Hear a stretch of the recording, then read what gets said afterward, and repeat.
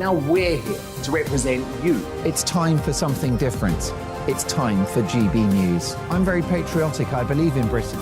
Our best days lie ahead. Britain's watching. Britain's watching. Join us here on GB News. The People's Channel. Britain's news channel. I'm Simon Evans. Join me on GB News for Headliners at 11 p.m. What's the scoop? I'll be joined by two of the country's top comedians. That's right. As we take a look at tomorrow's newspapers tonight. We're going to get into trouble. If it's a big story, we'll be covering it. Spill some tea on him. There we go. But we'll also have some fun. I wouldn't stick up a bank. My father didn't love me. So anyway, Headliners every night from 11 on GB News, the People's Channel, Britain's news channel. Westminster is going around in ever-decreasing circles, followed by the media. Britain is broken. How on earth did we get into this mess? But more importantly, how do we get out of it? Join me at 7 p.m, Mondays to Thursdays on Farage, here on GB News. We will have open, rational debate. We've got to work out how Britain moves forward from this. Join us here on GB News, the People's Channel. Britain is watching.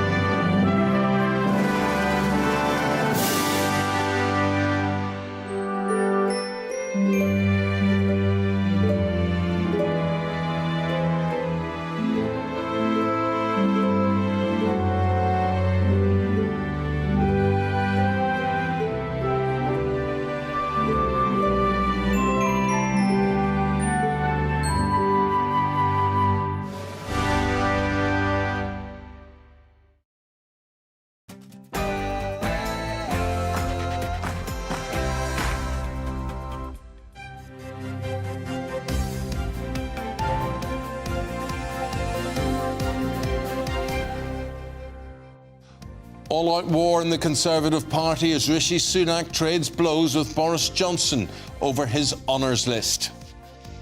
Good morning. It's 6 o'clock on Tuesday, the 13th of June. This is Breakfast on GB News with Eamonn, Holmes and Isabel Webster. Thank you for your company and leading with us this morning. The Prime Minister is said to be threatening to block Boris Johnson from standing again for the Conservatives. As the former PM vows, "I'll be back." It follows a war of words between the two, with Johnson accusing Sunak of talking rubbish. This morning we're asking you, in a special Twitter poll, who do you believe? The long-awaited COVID inquiry begins today with its first public hearings. An opening statement from Chairwoman Baroness Hallett will be heard, as well as testimony from bereaved families. Prince Harry's American visa application could soon be released to the public following a lawsuit seeking to find out if the Duke disclosed his drug use. The Department of Homeland Security has until today to decide whether to publish the records. The streets of Manchester turned blue last night as the City squad and fans celebrated the long-awaited treble. And in the sport, well, Manchester City are finally sleeping after a weekend of non-stop celebrations, although no sleep for directors at Everton, who are having a terrible time at the moment. OK, more on all of that very shortly. And on the weather front, not only did it rain on Man City last night, but storms will bring flooding and travel disruption. Yes, we'll have all the latest for you in our weather update. Sunny, hot and humid for most places today, but that humidity will spark a few thunderstorms again later. To find out more and where, join me for a full GB News forecast later on.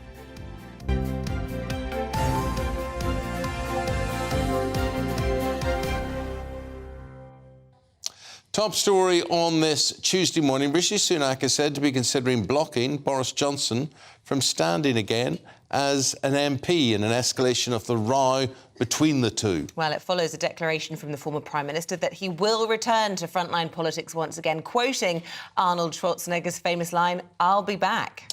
Now, he also accused Rishi Sunak of talking rubbish following claims that Boris Johnson tried to overturn due process with his honours list. Well, joining us now is the political correspondent for The Spectator, James Hill. Good morning to you, James. Seconds out, round, 1, 2, 3, whatever. It is a real slugging match, this one, isn't it? Yeah, it's like the 100 Years' War, isn't it? And we're just seeing the latest iteration of a conflict that I think is going to play out for the rest of this Parliament and probably beyond. I mean, you know, Thatcher and Heath had sort of 30 years of stinging it out between each other, and I think we can expect similar on this one. But can they really afford to be having this level of, you know, senior Conservatives, the current Prime Minister and the former Prime Minister, hating each other, throwing these public shots of mud this close to an election?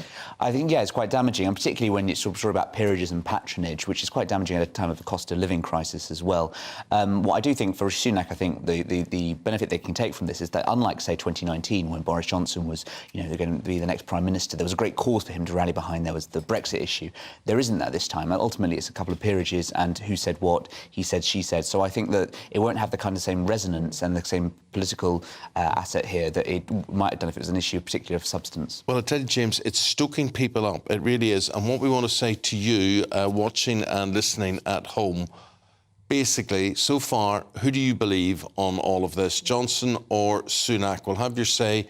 We're running a Twitter poll on this one, at GBNews. OK, so we'll open it now. You go to @GBNews, you'll see the poll there. Register what you think. Do you think Sunak's telling the truth or Johnson is telling the truth? YouGov carried out a poll yesterday. They found 56% of people don't want Boris Johnson to return as an MP, and 48% were pleased about his resignation. And that will be what I suppose Rishi Sunak's banking on when he's saying, I'm going to block him from returning as an MP. Yes, I think that, you know, this is the Boris Johnson of 2023, post-premiership, as opposed to the one the legend we sort of grew up with in terms of electability, etc. I think within the party as well, I don't think that this is sort of, you're getting a necessary drumbeat of kind of Boris, which we had a few years ago. You know, there's some people who think maybe Rishi Sunak should have done a deal and sort of bought it off, politics is a grubby business, etc. But I do think that talking to MPs, a lot of them just want it to sort of go away, really.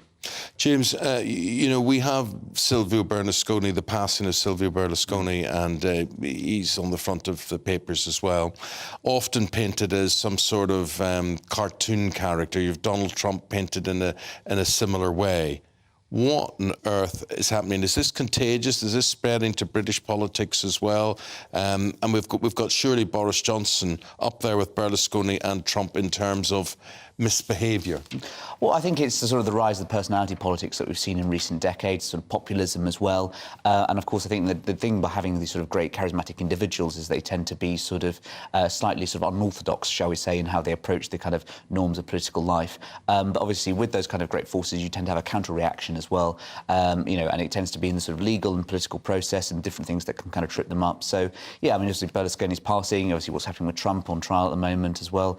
And so, you know, I think Boris Johnson in sort of British context is someone who came up against the system and fought it, had some success in that, but is now reaping the whirlwind, what with the peerages issue and obviously what's going on in terms of the Privileges Committee as well. And where do you see this all going? Because, you know, we heard Boris Johnson saying, I'll be back. He, of course, said hasta la vista when he actually resigned as Prime Minister. So he's made it quite clear he wants to come back to, presumably, frontline politics. But with Rishi Sunak saying he's going to block him, people like Jacob Rees-Mogg saying there'll be civil war if that happens. I mean, is this going to end in a bloodbath, or do you think actually we could realistically see Boris back soon? Well, it's the question that Stalin said of the Pope is how many numbers does he have? How many legions does he have? And I'm not sure that Boris Johnson necessarily has the same number of kind of legions willing to fight and die for a cause. You know, he's obviously, you know, now going to have the Privileges Committee investigation coming out into him. I think that's going to be quite damning when that comes out probably tomorrow. And so I can't think we can expect to see any kind of return soon. What would be interesting, I think, is if there is a debate in Parliament on this Privileges Committee inquiry, and there's an attempt, as has been suggested, for some Labour MPs maybe to move a motion trying to get get him banned from Parliament forever. I think that could be an overstep and that could be a counter-reaction. But I can't see Boris Johnson returning this side of an election. Have we heard yet from the Honours Committee as to who was turned down and why? So we've had the issues around these MPs who have put forward, sitting MPs who have put forward, and then this notion of whether you could be approved for a peerage now and then be kind of continuously re-vetted over the next 18 months or so until an election when they could take their seats in the upper house. But not all the other names have been made known. So we think about 8 peerages were blocked, but the 2 that have really featured are Nadine Dorries and Nigel Adams, who were the kind of 2 sitting MPs, and they've released a list now of all the names that came back to number 10, which were approved by that Appointments Commission. A lot for Boris Johnson to worry about with the start of the COVID inquiry today. Baroness Hallett will give her opening remarks. Will that be more sort of hot under the collar for the former Prime Minister, do you think? I don't think this is necessary stage, because this is done in a very staggered stages, and sort of module 1 is looking at pandemic preparation, and so that's going to be looking at things like, was, for instance, the government cuts of 2010 to 16 or so responsible in any way for undermining Britain's preparedness for that pandemic. So it's going to be talking to people like George Osborne, David Cameron. This stage of the inquiry will take evidence from around 70 witnesses or so, 3 Prime Ministers at different points, including Boris Johnson and Rishi Sunak. So I think maybe it'll be more the issue in the autumn when the kind of run-up to 2020 will be discussed in the limelight once again. James, really appreciate your take on things. Thank you very much indeed, and hopefully we'll hear from you as our poll develops as the morning goes on. On that poll, lots of people getting in touch saying you've missed the neither option. There's a real feeling, certainly on this Twitter poll, of a plague on both your houses at the moment. A few comments about never trust Rishi Sunak with all the green card and the non-dom malarkey. But as I say, have your say, get in touch. Well, maybe that's a good idea. Maybe we should add a neither column to that and see what that vote registers as well. Thanks for taking part, folks. Really appreciate that. 8 minutes past 6 o'clock, actually 9 minutes past 6 o'clock, right now. The US Department of Homeland Security has until today to decide whether they will release Prince Harry's visa application to get into America or stay in America, and whether they're going to make that public. So there is a Conservative think tank called the Heritage Foundation, and they say the records are of immense public interest in light of the Duke of Sussex confessions of illicit drug use. Well, let's go to our royal and showbiz reporter, Kinsey Schofield, our expert on illicit drug use there, from celebrities and personalities and politics. No, I'm not saying you, I'm saying you know of those who maybe got into trouble before with all of this sort of thing, Kinsey.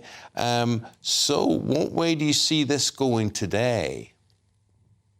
I mean, I think that this is going to be really interesting because the Heritage Foundation is arguing that if Prince Harry was given special privilege to come into the United States and to live here, that it's proof that the Department of Homeland Security is, not doing their jobs, and they are to blame for the crisis at our borders. I mean, it's a bit of a stretch, but it's a pretty good argument. And that is what the Heritage Foundation is saying, to try to convince this federal judge to ensure that they can have access to Prince Harry's visa application.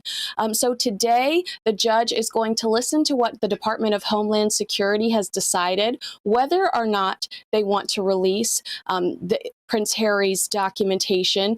Their argument is that they don't have his permission to release it because it's confidential.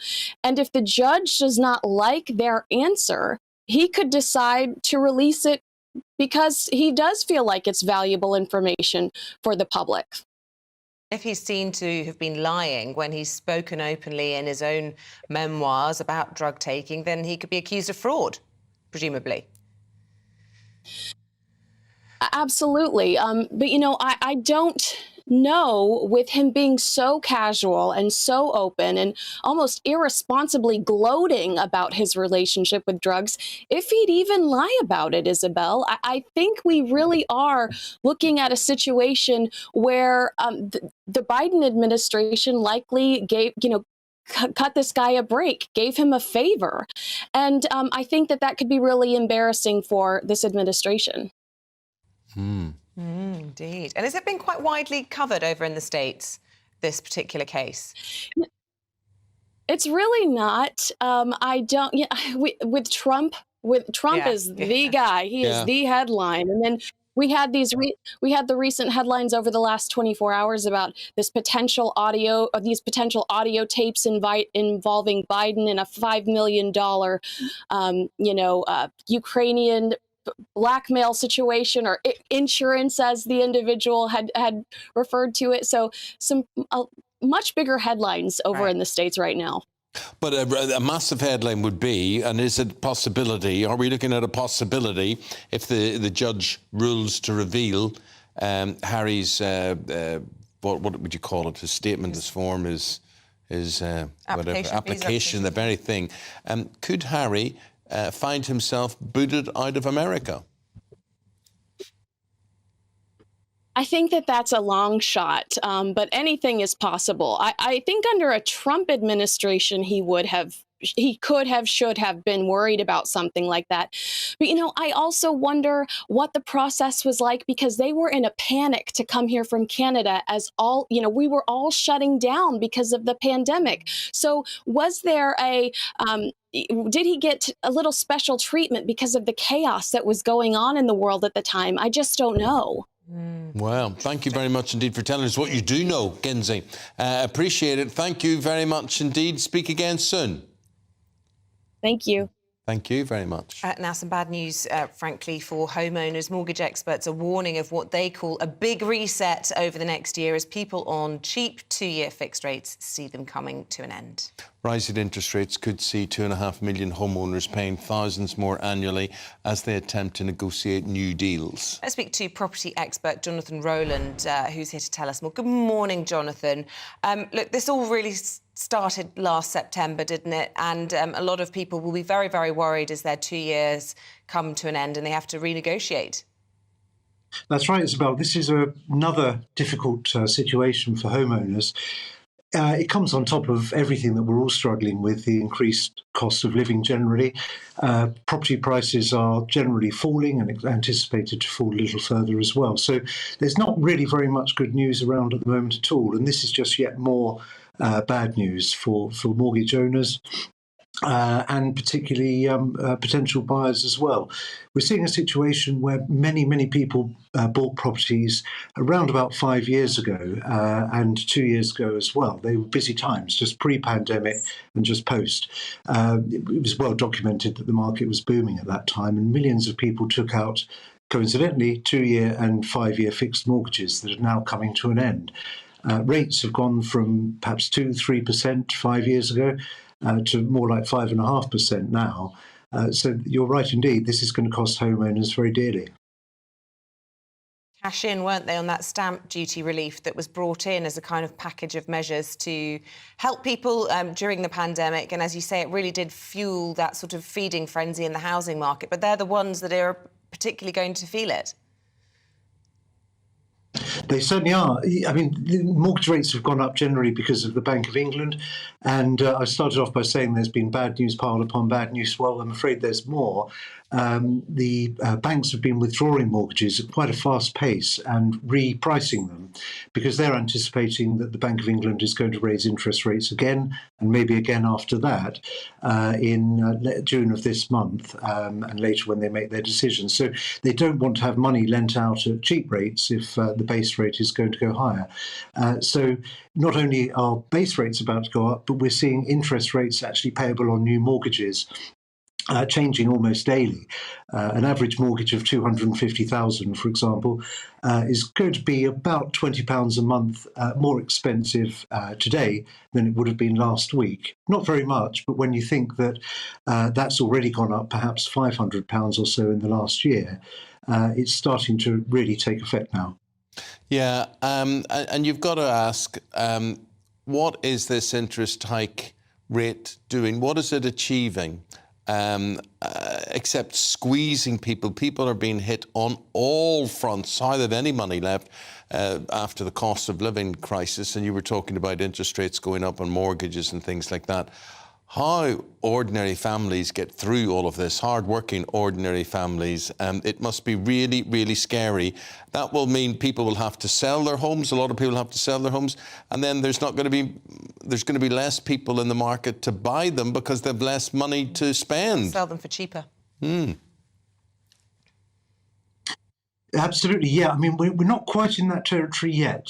Prices are holding pretty firm compared to what many people feared.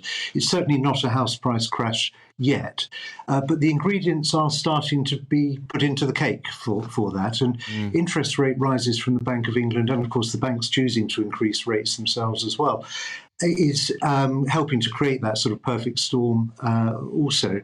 And it's a very blunt instrument, really. People aren't choosing to pay money on their mortgage. Then it's not a luxury item, that's something that they can cut back on in the same way that we're all affected by the cost of fuel and food prices and that kind of thing. These aren't things that we can say, we'll reduce inflation by cutting back on the luxuries like food and mortgage payments. It's just not possible. So this blunt instrument by the bank is affecting everybody, those who are responsible and frugal as well as those that aren't. So we're all in this together, really, and all suffering to try and crack inflation. But when you think that inflation's at sort of, with a target of 2%, is currently running at nearly 9%, you can see that unless that starts dropping very quickly, the bank has little option really but to start increasing rates. Depressing news. Jonathan Rowland, really appreciate your take on things. Jonathan is a property expert talking to us from Surrey this morning. Thank you very much indeed. It's 6:18. Let's bring you up to date with the rest of today's top stories. A top doctor has warned the NHS will face enormous disruption as junior doctors are set to go on strike later this week. They'll walk off the job for 72 hours from 7 o'clock tomorrow morning in their ongoing dispute over pay. Women's rights groups say there is a desperate need for reform after a mother of 3 was jailed for an illegal abortion. 44-year-old Carla Foster was given a 28-month sentence for obtaining abortion tablets to end her pregnancy at around 33 weeks. The Met Office has said the worst of the thunderstorms have passed and the UK is set for some more settled weather conditions this coming week. Some regions were hit hard by rain and hail yesterday, with amber warnings in place for major flooding in parts of the country.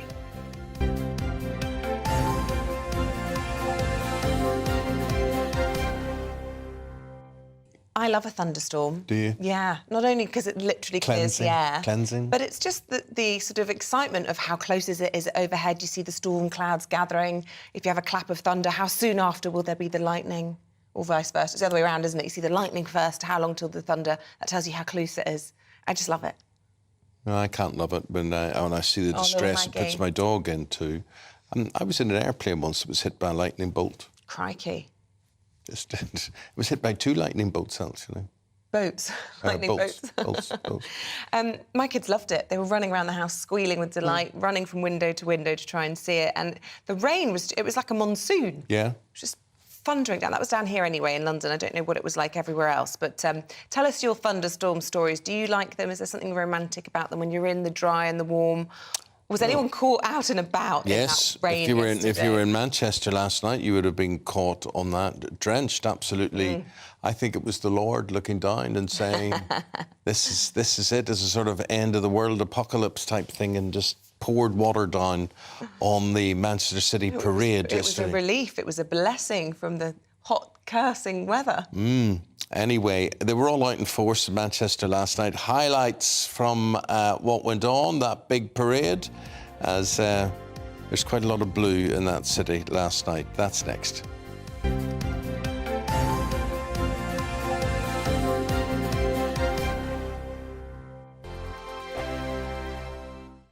First and foremost, I am a GB News fan, and I was before I was working here. Just love the fact that we're asking the questions that a lot of establishment media won't ask. With a bit of a twist, we not only want to inform you, but we want to keep you entertained. It's worth the drive because you get in and the team's all ready and waiting, they're itching to go, and it's a proper little family. GB News is the People's Channel. It's the audience that makes the programme sing. We're giving our viewers and our listeners a voice. I see the thousands of your letters, tweets, emails, you name it, coming in. Britain is broken. How on earth did we get into this mess? But more importantly, how do we get out of it? The establishment had their chance. Now we're here to represent you. It's time for something different. It's time for GB News. I'm very patriotic. I believe in Britain. Our best days lie ahead. Britain's watching. Britain's watching. Join us here on GB News. The People's Channel. Britain's news channel. Nightmare commute. Kick it up a gear with me, Patrick Christie's, at drive time, 3 till 6 p.m, Monday to Friday on GB News Radio. You can listen online and on DAB+, on the smart speaker app, and on the GB News app. And if you've got an Alexa, all you have to say is, Alexa, play GB News. We're also on TuneIn and the Radio Player apps. From the school run to rush hour, get revved up with me, Patrick Christie's, on GB News and GB News Radio. Westminster is going around in ever-decreasing circles, followed by the media. Britain is broken. How on earth did we get into this mess? But more importantly, how do we get out of it? Join me at 7 p.m, Mondays to Thursdays on Farage, here on GB News. We will have open, rational debate. We've got to work out how Britain moves forward from this. Join us here on GB News, the People's Channel. Britain is watching.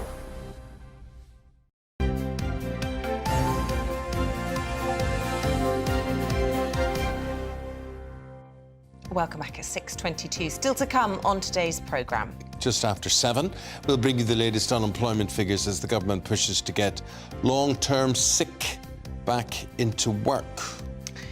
And we're asking this morning, after a mum went viral for daring to wear white to her son's wedding at 7:20, we want to know if wedding etiquette has become too strict. So that's a no-no, is it? Apparently, although I have worn a cream dress with red shoes and a red fascination and a red scarf to a wedding.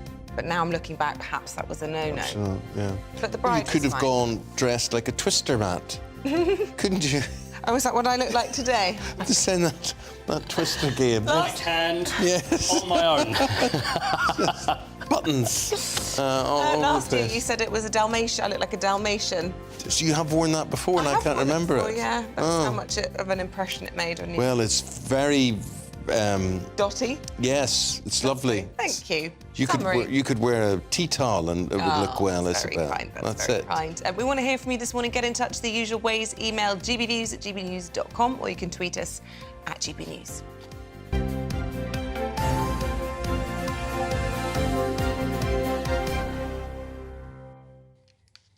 You read this bit. Oh, OK.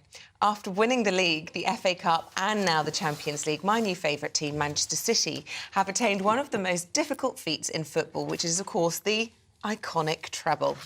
And our reporter, Sophie Reaper, was soaking up the atmosphere from their victory parade. With 3 titles under their belts,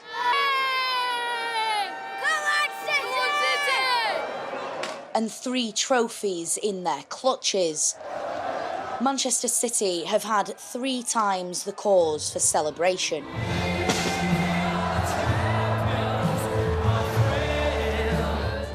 It's eluded them for years, the treble that had only ever been achieved in English football by their arch rivals Manchester United back in 1999. But after beating Inter Milan to snatch their first ever victory in the Champions League, Man City will now join United in the history books. Champions! Champions! As their victory parade made its way through Manchester, thousands upon thousands of fans lined the streets to try and catch a glimpse of Pep and the players that made their dreams come true. I have suffered so long under Manchester United. When they were winning the treble, we were losing at home to Port Vale in the old 3rd Division. We are the most loyal supporters on planet Earth. If you're blue through and through. We're a community club. We love our players, the players love us. We are just incredibly proud of this team and we always will be, no matter what. It's just everything. I've been a lifelong fan. I started in 1970 when I was a boy of 8, so yeah, I've seen the whole journey now. Well, the weather may have taken a turn for the worse here in Manchester, but the party is just getting started. Here they are, the open-topped buses beginning their victory parade around Manchester city centre. Pep Guardiola and his Golden City squad. For them this season, it's been all about the silverware, meaning that for now at least, Manchester is well and truly blue. Sophie Reaper, GB News. Sure, it was lovely. The back pages shape up like this morning. Oh, there's more about Man City in there. Shall I read this one? Yeah. Mirror says Man City celebrations blue moon over Manchester. Look, they call it the reigning champs. Do you Very know what good. that refers to? No. Blue moon. No. Blue moon. Is it another song? I don't know the words of it anyway, but it's a song. Got it. Without a dream in my heart. I can't believe you're singing Blue Moon. Yeah, but look... Honestly, that'll go viral. People get really upset about that. I went on Stars in Their Eyes. Yeah. And I sung Ring of Fire. Yeah, Johnny But Cash. no one told me that that's a Liverpool song. I didn't know that. And I didn't know it Really? either. Do you think I would have sung it? Yeah. Oh, yeah. So they say, no, I'm not going to do that. I'm going to do... What's that You'll Never Walk Alone song? I'll do that one instead. Where we have always look on the bright side of life. Do-do. See, that's when teams lose, though, so I'm surprised you have that. Yeah, well. The Star says the players vow it's just the start. Let's create a Manc dynasty. And I think you'll find there's already one of those, so they can come up the rear, I suppose, with that. The Mail covers chaos at Everton as the board resigns. Their former boss sues them. Tell us more, Paul. Yeah, I tell you, this is... It just goes from bad to worse at Everton. The problem that they've got there at the moment is that there's three board members have resigned yesterday for everything that's going on. The chief executive, Denise Barrett-Baxendale, so she's left. The finance officer has gone. Graham Sharp, you know, the ex-Everton legend, who's a non-executive director, he's gone as well. They haven't attended a home game since January because of the protests, purely for safety. Yeah, rumour has it they've got 2 safe rooms built into their new stadium. Are you serious? Yeah, that you can't break into, that the board could go and hide in the safe room. But... Isn't that a worry? I mean, with the state of football, but also thinking, well, we're building this brand new stadium, this Bramley Dock Stadium, and we're building safe rooms just in case everybody complains. I mean, I've got to tell you, I feel sorry for Bill Kenwright. Bill Kenwright, and also probably the rest of the board as well, absolutely loves Everton, you know, and he's a theatre impresario. He was in Coronation Street when he was a kid, but absolutely bleeds blue, and it looks like he will probably have to go as well. So it's Farhad Mashuri who's the owner, and it's all about how much money's being spent. They've got FFP problems, financial fair play. And so do Manchester City. Do they really? Yes. I'd heard rumours about that. Stay in their treble win, but... Do you think there is such a thing? I don't know. I'm just saying. I'm just reporting. Can I just ask you a question? Yes, yes. Is it worse? It'd be worse, though, if Liverpool had done it, right? Or is it worse that Manchester City have done it? Because they're parading around your town. It's worse that anybody's done it. Is it? Anybody at all? So, but look, I think that it's the first one that counts. Yeah, fine. Is that what it's all about? I always say that about winning the double. Is Samuel. When Spurs won it in 61, that's the most important one. Anything else that comes over that is not quite so important. Fair point, mate. Was it Arsenal, the next team to do that? Arsenal were the next ones in 70, 71, yeah. And then everybody started having a go. Brian Moore, I always remember the commentary. Now, Charlie George, you can hit him.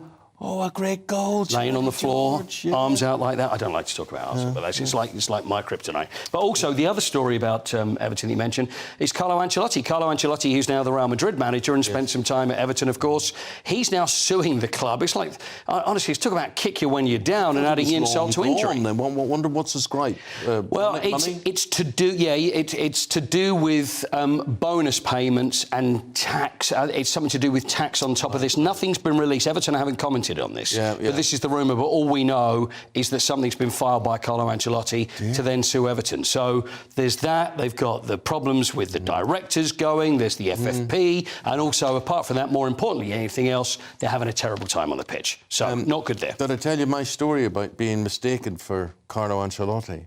No. In the petrol station, and I'm filling up, and this guy standing hovering around me, and he says, "Can I have your autograph, please?" I said, sure. He said, "Can I have a selfie with you?" I said, yeah. And he said, and this was near the Chelsea training ground when Carlo was manager of Chelsea, and he said, Mr. Ancelotti, I love everything you're doing with Chelsea. So did you answer? Because he's got this voice. He always said he talks like the teacher in Charlie Brown. So I figured, wah, wah, wah, wah, wah, answer like that. Did you go along with it the whole time? No, you say, do you know who the hell I am? Did you do that? Normally people think I'm George Clooney, but right. That was Carlos Ancelotti that day. OK, fine. Yeah. Yes, you know. And did you sign Carlo? What did you get mistaken for? It's Cruz before. Yeah. Yeah, it's been that. And also, yeah, that's mainly been the thing. Yeah. Michael Barrymore back in the day. You know, there's been a few, you know. So see about transfers. Do you want to hear about transfers? Yeah, let's see. Yeah. Kylian Mbappe, arguably the finest footballer in the world, playing at PSG, 24 years old, hat-trick, of course, in the World Cup, although they didn't win.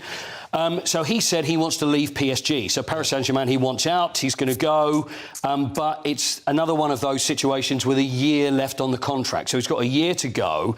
Either PSG can cash in or he will then go on a free, but Real Madrid would be the ones that are interested. Now, Real Madrid made this incredible bid about a year or so ago. Yeah. They're offering £200 million for him, but PSG had said no. And I was told from people at L'Equipe that actually it's nothing to do with the money. It's the Qatari owners that they saw it would be losing face if they let their prize asset go. So no matter how much money, they would always say no because it would look bad to them. Yeah. Whereas now they don't have a choice. Although Real Madrid, who are interested, they're actually saying, and Carlos Calderon, who runs the whole club, has actually said to Mbappe, we want you, but just hang on for a year, because obviously they don't have to pay the money if he waits a year and then he goes on a free. But Kylian Mbappe wants out. Could come to this country. The same situation with Harry Kane at Tottenham. Yeah, well, anything you're hearing there? Well, I think it looks like Manchester United is not likely to happen, is what I'm hearing. Yeah. And also, I would be surprised. It would be great if it did, but yeah, I think he's going to stay. And also, he's got another situation a bit like Kylian Mbappe, where he's got a year left. Yeah. So whether he sits it out and will be on a free, Spurs have got to make that decision now. Spurs are a much better side, obviously, with Harry Kane in. But do you cash in? Or do you keep him and then there's more chance of Champions League at the end of the season and you might be able to convince Harry to stay. So it's very tricky. But meanwhile, the clock ticks, he gets older, does he not? He does get older, but he's still the best striker in the world, I think, in my opinion. The Canadian Open golf tournament, Adam Hadwin, what happened to him? Well, Adam Hadwin, I mean, he was celebrating. Now, Nick Taylor was the first Canadian home winner of the Canadian Open since 1954. Now, Adam Hadwin, also a Canadian, number 70 in the world. Now, he got taken out for celebrating. I think we've got footage of this, if you want to have a look at this. So, Nick Taylor sinks there. Now, look, he runs on with the champagne. Now, that's Nick. All you can see is just a lot of people jumping around. Now, see him run on. Then he gets taken out. That's by security because it's Adam who is celebrating. You see him running on with the champagne. That's a security guy who doesn't realise that Adam Hadwin is actually a golfer and going over to celebrate with his compatriot, and he's got this bottle of champagne. Yeah. The security guard grabs him, takes him out, wrestles him to the floor. But Adam apparently is fine, and his wife tweeted last night that in true Canadian fashion, he has apologised to everybody for being taken out and overly celebrating by the security guard, who was the one that actually landed on top of him. He's doing his job. I mean, you know... but he should recognise who's friend and who's foe. He's number 75 in the world, this guy. But, you know, that's exactly what happened to me with Bill Clinton in Belfast. So I'll pay good money to see some footage of that. Hold on, you were taken out? I was taken to the ground by a Secret Service guy. Yeah. And who's he going, hey, Mr. Ancelotti, I've got you now by the throat, don't you move. He'd just literally been introducing Clinton on stage, hadn't you, in Belfast, and then he had to whiz to the airport to fly back to Manchester, and they thought he was an intruder, and they rugby tackled him to the floor. Right, like that. Two of them on top of me, and then the assistant chief constable of the RUC came along and said, we know him, and they said, terrorist? I went, no, we know him, he's on the TV. And he said, terrorist, he looked and he went, yeah. Thank you, Paul. Appreciate it. Thank you very much indeed. Right, stay with us. We're going to be discussing Boris Johnson's political comeback as we go through the papers in just a moment with Andy Jones and Claire Pearsall.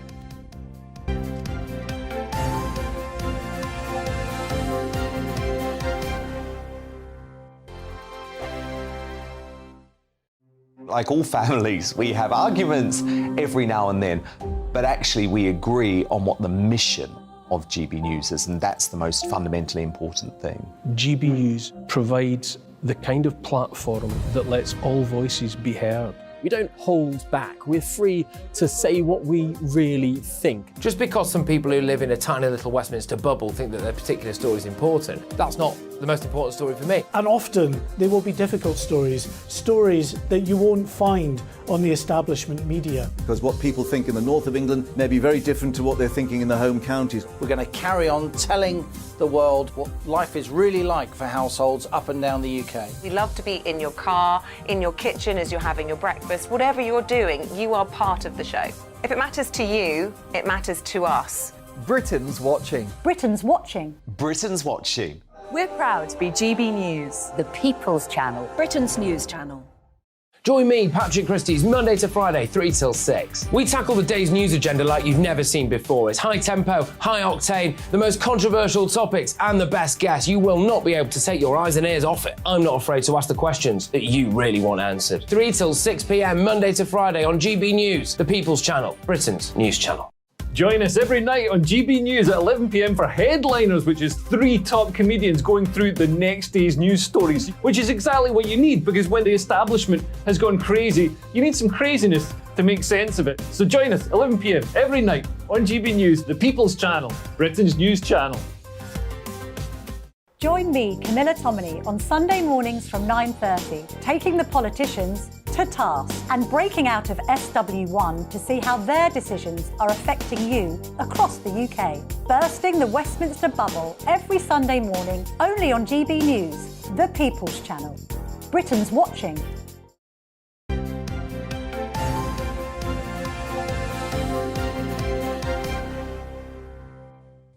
Welcome back. It's 6:38. Let's bring you up to date with the newspapers this morning. These are the front pages. The Express is focusing on Boris Johnson. They say he's already plotting his political comeback following his attack on Rishi Sunak.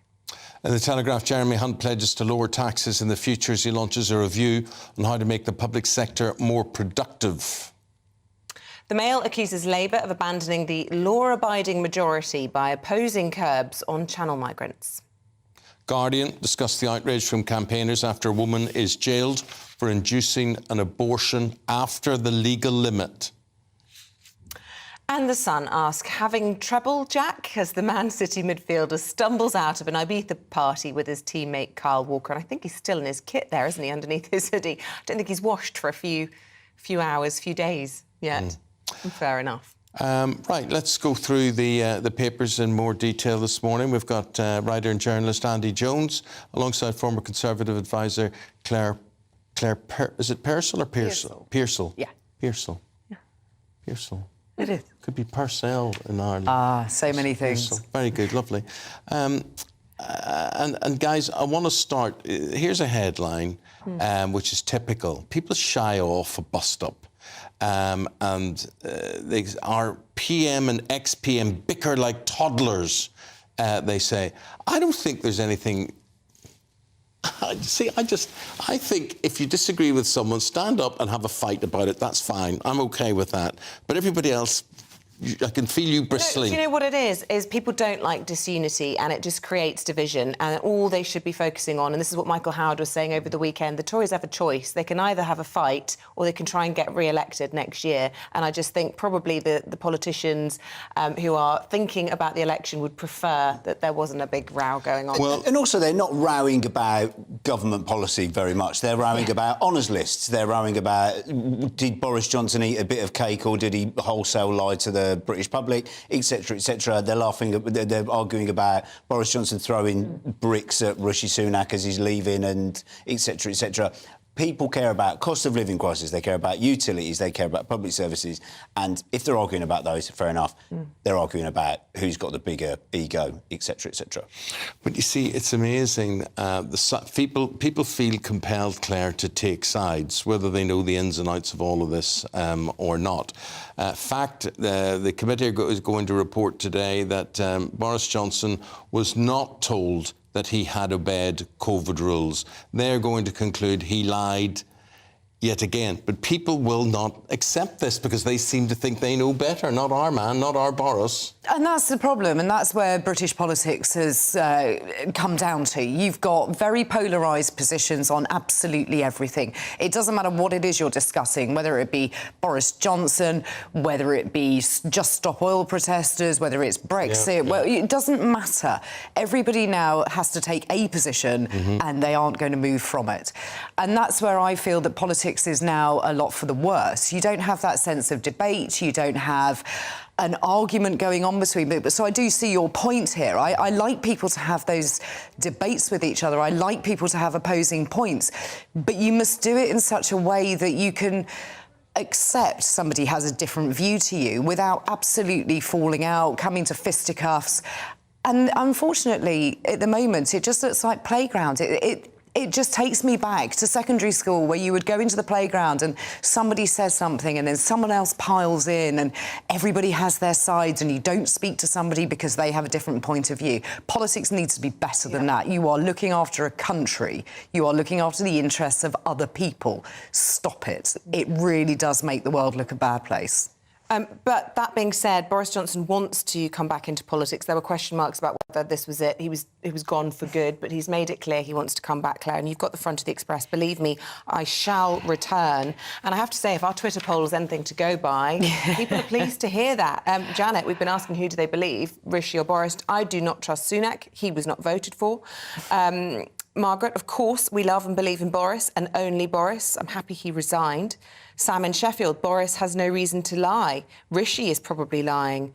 Tal. No, well, you see, it's all conjecture, you know what I mean? We've asked for their opinions, and so that's what we're talking about things that actually came out of Boris Johnson's mouth in the comments. He said that he followed the spirit of the rules and he was advised that he'd followed the rules. And the front page of the Times today says that a senior official that Boris Johnson said that he'd spoken to says explicitly he did not advise him that social distancing regulations had been followed, and this was untrue. And we're now in a position where we're no longer even talking about Partygate. We're talking about what was said about Partygate, what was then said about what was said about Partygate, and we've got huge gaping sores that the country needs to fix. And as we discussed, we're not solving any of these. We're in this sort of pantomime personality politics, rather like America, where Trump's still why are we debating it, Andy? Because it's game over. He's been a proven liar. He's admitted he's a liar. It's like believing what Philip Schofield says. He's admitted he's lied, and once you admit you're lied, surely that rules you out. Game over. Not anymore.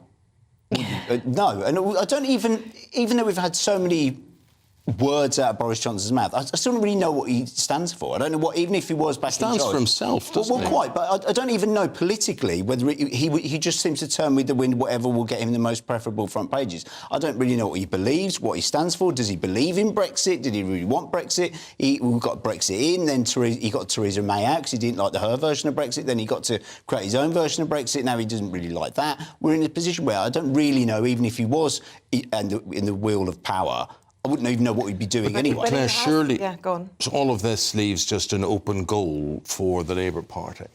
Absolutely does. Keir Starmer doesn't have to do anything, doesn't have to say anything, doesn't really have to put any policies forward because he's sitting there watching the blue-on-blue fighting. And the net beneficiary of my party doing this is that it will let Keir Starmer through. And I think with 3 by-elections on the horizon, the Conservative Party really need to rein this in because fighting amongst themselves doesn't look good for a party, it's not good for the country, it's not good for individuals. And all it is doing is allowing Keir Starmer to have a free ride. It was not noticed very much on Friday that one of Labour's top fiscal policies to do with the green economy has been ditched. But that was overtaken by the peerages list, by Nadine Dorries, and then by Boris Johnson. So we haven't had time to scrutinise what Labour are actually going to do. Their economic policy is now in complete tatters, but no one's paying attention to that. And that's largely now a gift to Keir Starmer because of the psychodrama of the Conservative Party hiding all of his rubbish under the carpet. Well, look, these 3 by-elections that are being brought about as a result of the resignations over the weekend and Friday, Labour will be keen to try and win those. I think Nadine Dorries is probably the most marginal with the Lib Dems, but the Chancellor has smelt that really this is the time to start talking or teasing possible tax cuts to get those core Tory voters to the ballot box. Yeah, the Telegraph's front page is all about Jeremy Hunt. Studiously doesn't mention Boris Johnson, the Telegraph, this morning. Jeremy Hunt releases a statement that is a lot of sort of navel-gazing, but a little bit low on facts, which is something this government's been guilty of. He promises to lower taxes in the future. I don't know whether that's next week, next year, next decade. There will be a review on how to make the public sector more productive and a bit more like the private sector. He wants a sustainable path to lower taxes. Of course, there's a push-pull in the government where Hunt and Sunak believe we should lower inflation first and then lower taxes, and then people like Boris and Truss, etc., have been saying we need to tax less immediately, etc., etc. But again, using the private sector as the golden route to success when water companies, train companies, and whatever else companies are in such a mess isn't necessarily tactical to me. I know, Andy. You know, bosses always come in and they talk about better productivity. But every government has talked about making the civil service more productive. What is there left of the civil service to make more productive, really, after this? No, they just keep talking about the blob. I mean, what people like about blaming the civil services? The civil services, and I dare say there are huge problems in the civil service. I'm not saying there aren't, but it's sort of this vague, unnamed lump that you can sort of blame everything for. Oh, it's the civil service that we haven't done anything in 13 years. It's the civil service that we didn't get this done. But this story with Jeremy Hunt, it seems quite a strange story because there isn't really any detail in it. It's just sort of, I want to lower taxes. I'm not going to talk about when it's going to happen or how I'm going to do it, but we need to have a report on... It's a carrot. It's dangling a carrot, and, you know, a lot of people want to hear that. It's hope, isn't it? It's a very small carrot on a very long line, a long way away. We'll take it. Everyone needs hope. Claire, Labour have been accused of abandoning law-abiding majority by opposing curbs on channel migrants. I suppose this follows on from what Suella Braverman was saying about the law-abiding majority and Just Stop Oil yesterday, and now they're turning it towards the channel migrant situation. And is this, you know, what Keir's Britain will look like? This just feels a very strange way of going about it when you're highlighting what's happening currently under a Conservative government. The channel migrant crossings have restarted again because the weather has improved and you've had Just Stop Oil. Now, it just seems a little bit rich to put this on the front page when it is what is currently happening. It's not necessarily a vision of Keir Starmer's Britain. I don't think he will do a better job, just to put that out there. But this is what's happening at the moment. So all they've done is highlight the problems already created, already happening, and the arguing in the Commons has just really sort of gone to one side. I think the protest powers, I think, are really important, and that really does need a little bit more scrutiny. I think that Just Stop Oil need to not be blocking the streets of London and stopping people getting to work, to hospital, to school. But what is the Labour Party's reason for not backing the government on this? Is it just because it's the government? Do they have actual legitimate concerns over it? But we don't know. All we've got are these kind of headlines. And I just feel very uncomfortable that we're highlighting everything that is going wrong at the moment and trying to blame it on Keir Starmer, who isn't in power, whose party hasn't been in power. And all we've done is create this kind of atmosphere. So I don't like this kind of reporting. I think it's very lazy. I think there are some really important points to be had, but they need to come forward. But Labour aren't helping themselves by not highlighting what they're actually concerned about. OK. Andy, you want to talk about Russia, an agent living in the UK with his family, thanks to Holmes for Ukraine. Yes, quite a sexy spy story in amongst all of this grim other stuff. The Russian agent living in UK with his family, thanks to Homes for Ukraine. So this is a Ukrainian individual who is a Russian asset. So this is the complicated bit. First of all, this is someone that has supposedly been supplying the information to Vladimir Putin, according to the FBI. The FBI says he shouldn't be a free man, and yet, because obviously we have done this incredibly kind-hearted thing of opening our doors to so many Ukrainian families, this guy, as a Ukrainian national, has been able to come into Britain, live here and get up to whichever mischief. Imagine if you did that. You opened up your home, helping someone in the middle of a crisis, and then you realised that he was actually feeding the war machine. Yeah, the exact opposite of what you were trying to... Precisely. It's just terrible portrayal of that family's good-heartedness, apart from of a whole country. Quite. But now sort of you feel that your name and your household are going to be linked in with some Kremlin file somewhere, and you're just a normal household offering kind refuge to somebody. It's a little bit like a sort of plot from Homeland or something like that, isn't it? Yeah. But the point I would say is, if the FBI knows this, why didn't we know this? I mean, we're supposed to be great friends with America, sharing all of our information, and yet there seems to be... Obviously, how long have they known? But it's a bit like, well, if the FBI are saying that he shouldn't even be a free man, let alone over here, why is he over here? But how long have they known that piece of information as well? Because if this is something that's been going on for years and he's been allowed through and they haven't bothered to tell the United Kingdom, I think there's some questions over the special relationship. But we don't know. Is this something that's just come up maybe in the last few weeks? Who knows? Guys, we'll know more in about 40 minutes' time when Andy and Claire return. But for the moment, thank you both very much indeed. Thank you. The time is coming up to 8 minutes before 7 o'clock. Let's bring you up to date with the other stories making the news. The COVID inquiry is starting today, and we'll hear evidence from people who suffered the most during the pandemic. The chairwoman, Baroness Hallett, has promised to put the 226,000 victims of the pandemic at the heart of the investigation. From today, more people will be eligible to have historical homosexuality convictions wiped from their records. Under the plans first announced last year, those who were unjustly criminalised will be pardoned and their convictions deleted from official records. Sir Keir Starmer will warn that artificial intelligence could worsen inequality if not used for the public good. He's expected to question whether the Prime Minister is doing enough to make the UK a world leader on AI when he addresses London Tech Week later today. And we'll be speaking to the Shadow Culture Secretary, Lucy Powell, for her thoughts when she joins us just after 9 a.m.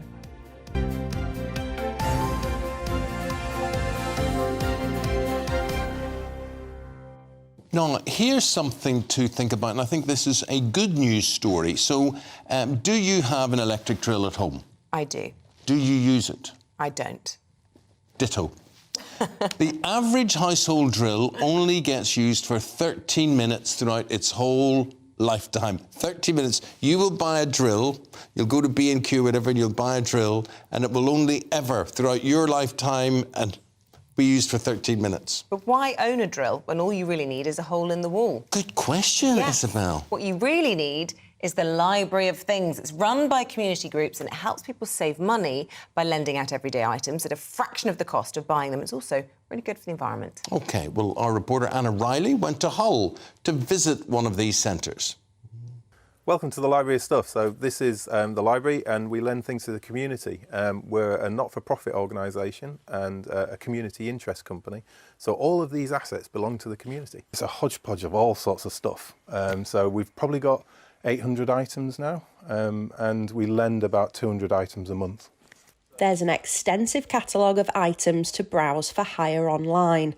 All it takes is a simple click to make a reservation, and people can pick up the loaned item as well as donate their own pre-loved goods for others to use. Rather than you all having your own pot of stuff, why not all share stuff together? So the idea is that you know, we live in a place where there's massive amount of consumerism. People are buying stuff and just storing it away. And, you know, you look at the use profile of that and it's very small. So why not have a place where everyone can come and just borrow things from? The Confederation of British Industry estimates the sharing economy will be worth £140 billion by 2025. And the growth of the Library of Things network reflects the consumer move towards reusing. I help support other libraries starting up and we've seen a massive surge. So we started with... When I started, I could only name a handful of libraries, and now there's at least 50 in the UK. So it is something that you know, communities are seeing other places do. And the customers here certainly appreciate the lending model. I'm quite happy to come and you know, in fact, borrow when you only say you need a tool just for one job, and you know, you don't have to buy one and then store it away somewhere. People can come in if they're struggling with money. Great concepts. I hope it keeps going and I hope, you know, It builds from here. It's quite good because it's cheap, and you can sort of like bring stuff in as well if you've got spare stuff that you don't need. And it's better than buying it and not using it, really. Library of Things began as a concept in London in 2014, and since then the model's been bringing communities together across the UK, as well as saving money and helping the environment. We never thought when we first started a tiny test on our high street that this would be picked up and grow the way it has, but obviously it makes sense to lots of people. I love the relationships behind it. I love the joy that it brings to people. The people I've met that are doing this kind of work care about their places, care about their communities and high streets, and you know, they're not doing it for the money, they're doing it because they care. Save money, save space, consume less. That's the tagline of this library of stuff, and it seems it's a concept that's here to stay. Anna Riley, GB News, Hull. We love this story, don't we? We do. Anna, thanks for bringing it to us. Absolutely. I'm going to empty my cupboards and take it to the Library of Things because my husband just collects gadgets and never uses them. It's not your fault. You don't. It's not my fault. I just need the space. You need the space. But that's a brilliant idea. It's good for the environment. It's good for your purse. It's good for your pocket. It's good for the community. The house. Yeah, absolutely. We like it. We like it, and we also like the weather. Here are the details. Morning, I'm Alex Deakin. This is your latest weather update from the Met Office for GB News. Sunny, hot and humid sums up the weather today for most, but like the last couple of days, some thunderstorms are likely to develop, particularly for Northern Ireland and Western Scotland, but most will stay dry. Kind of under the influence of high pressure, but across the UK, not a lot of isobars on the chart, which means there isn't any strong winds blowing, which means it's turned a bit misty in places through the night, and some mist will affect coasts through the day. There's still one or two showers knocking about from yesterday's downpours as well, but they'll tend to fade through the morning. However, through the afternoon, there is the potential for the thunderstorms to come back across Western Scotland and the west of Northern Ireland. There's a Met Office warning in place here. Very hit and miss, but downpours nonetheless.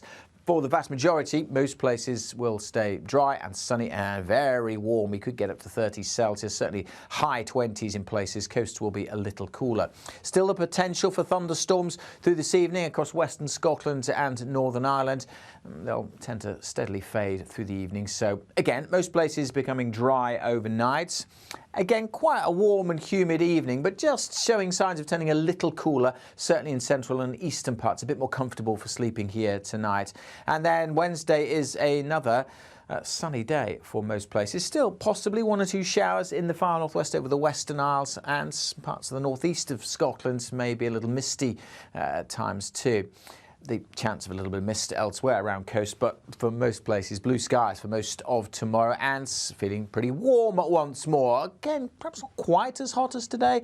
Temperatures more likely in the mid to high 20s across the south, and just over 20 across parts of the north. And that slightly cooler air moves in through the rest of the week. Plenty more sunshine to come, only the small chance of a shower in the northwest, and just a little cooler, but still pretty warm.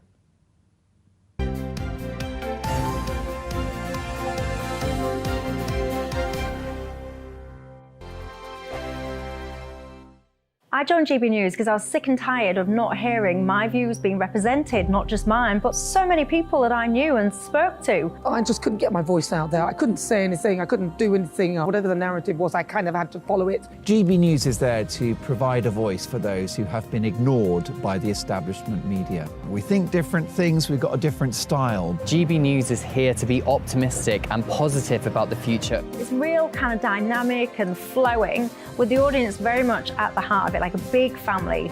Here at GB News, we talk about the things that matter to you. Hearing the voices from right across our towns and cities, especially our towns. All sides of the argument represented with a heavy dose of opinion. We're on a mission here to make a difference. And the GB News family really is here for you, and whatever time of day you can watch or listen. Britain's watching. Britain's watching. We're proud to be GB News. The People's Channel. Britain's news channel. Weeknights on GB News from 6 p.m. You'll always get drama. Please stop, Michelle. I know, yeah. Please stop. Should I just shut up? Romance. You like me, I like you. There you go. There you are. Well, don't tell anybody. Adventure. Etc. That's the whole point. But and action. Sergeant, the big green, my superstar panel, they're already at it. They're fighting. It's going to be quite a show. Only on GB News. Britain's watching. So Jubes & Co, we tackle the issues of the day with real robust debate, both sides of the fence, battling it out with me in the middle with my forthright opinions and views. And often really interesting things happen because you start with a position and then by the end of the debate you find actually, well, I might not have thought about that one. What we need in this country is 2 new political parties. You should maybe think about doing a 2024 calendar. I'm Michelle Dewberry and I'm keeping you company right through until 7 o'clock this evening. GB News, the People's Channel, Britain's watching.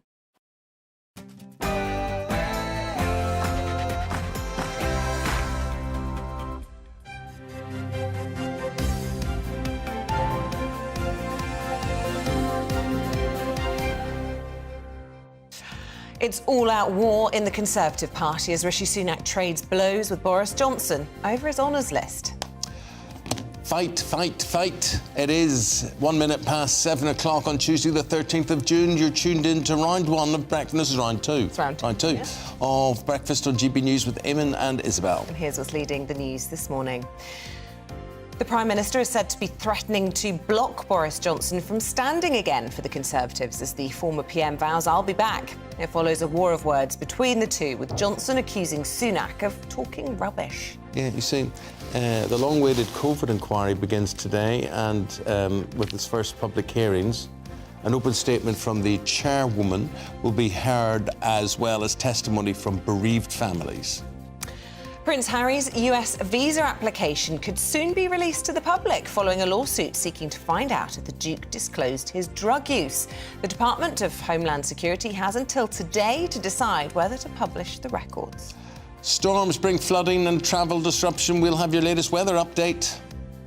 Sunny, hot and humid for most places today, but that humidity will spark a few thunderstorms again later. To find out more and where, join me for a full GB News forecast later on.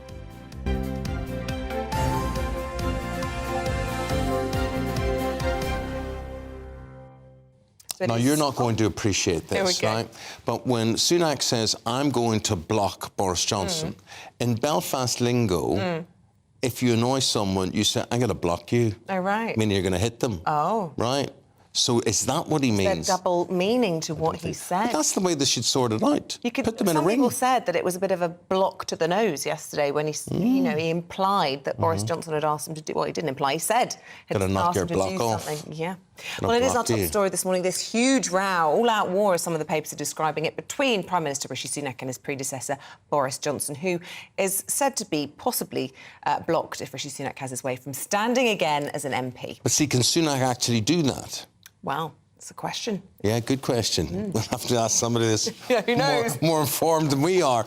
Yesterday, the former Prime Minister accused Rishi Sunak of talking rubbish after he claimed Johnson had tried to overturn due process with his honours list. It is a dirty business. Here to try and clean it up, political correspondent of The Spectator, James Heal. So you couldn't make it up. It is like pantomime, this stuff. I can't think of any other sort of spat like this between... Me and Schofield. Well, yes, Yeah. indeed. I mean, this is up there with the greats, I think. You know, it's going to be like Asquith and Lloyd George or Blair and Brown at certain points. This is just going to be one of those things that sort of plays out for years to come, I think, after the next election, the kind of who was right, who was wrong. Perhaps, as Eamonn says, a physical altercation might be quicker to get it done and dusted, but there's no sign of it going anywhere anytime soon. Well, look, we've been running a poll on our Twitter page asking people, who do you trust, who do you believe, Rishi Sunak or Boris Johnson? And I'd say we should probably add a section saying a plague on both the houses. But let me give you a little flavour of some of those views. Brian in Wigan saying, nice to see Mr Sunak showing his teeth at last. Maybe he could try doing that with the boat crisis. Siska says Boris should leave it be and not get into a public spat with Rishi. Keith says, I wouldn't trust Rishi as far as I could throw him. Boris the same. Neither are in touch with normal people. And Margaret says, of course, we love and believe in Boris and only Boris. So that gives you a sense of the different kinds of views that are coming in. You see, that's an interesting point that gentleman made about being in touch with normal people. Because Boris Johnson would say the establishment is out to get him, yet someone like me would see Boris Johnson as part of the establishment. Yeah, quite. And I think that Boris Johnson's always sort of marketed himself as a kind of anti-establishment politician. But obviously, when it gets to issues about peerages, etc., and who gets to be in the upper house, it does get sort of slightly muddied. I think the sort of issue here is that I don't think Boris Johnson has the sort of support necessary to kind of mount a kind of comeback as sort of a challenge to the Premiership, but he can be much more of a kamikaze than a kind of coup.